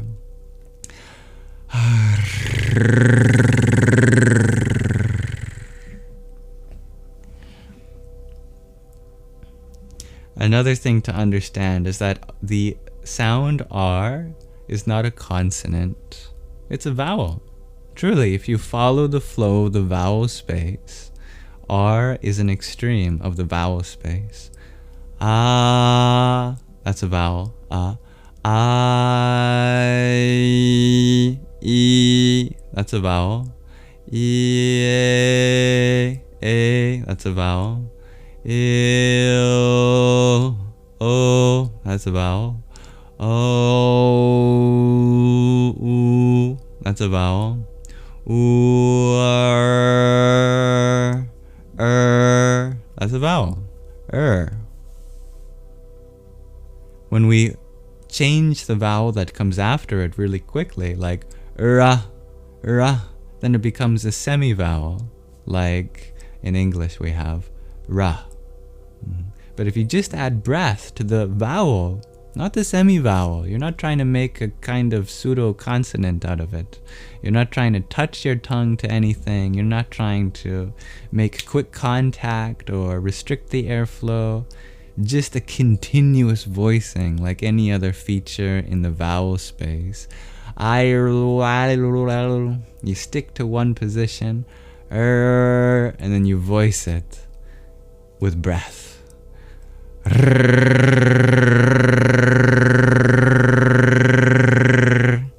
The secret lies in your breath, your prana. You practice that and you will continue to get closer.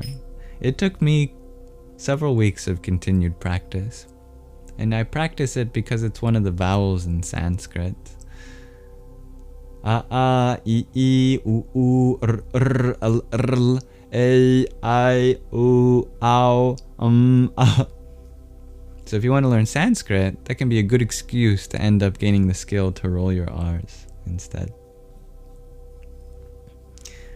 Dancing Aurora Borealis, you're grateful for my R's when I perfectly pronounce your name. I'm so grateful that I am able to do that for you. Ragnhildur. It's a beautiful name. I love saying your name. Yeah. I love phonetics. It's a very interesting part of communication. Hello, dear Daniel. Alright. Let's go out with a bang, shall we? We're going to do a mantra meditation.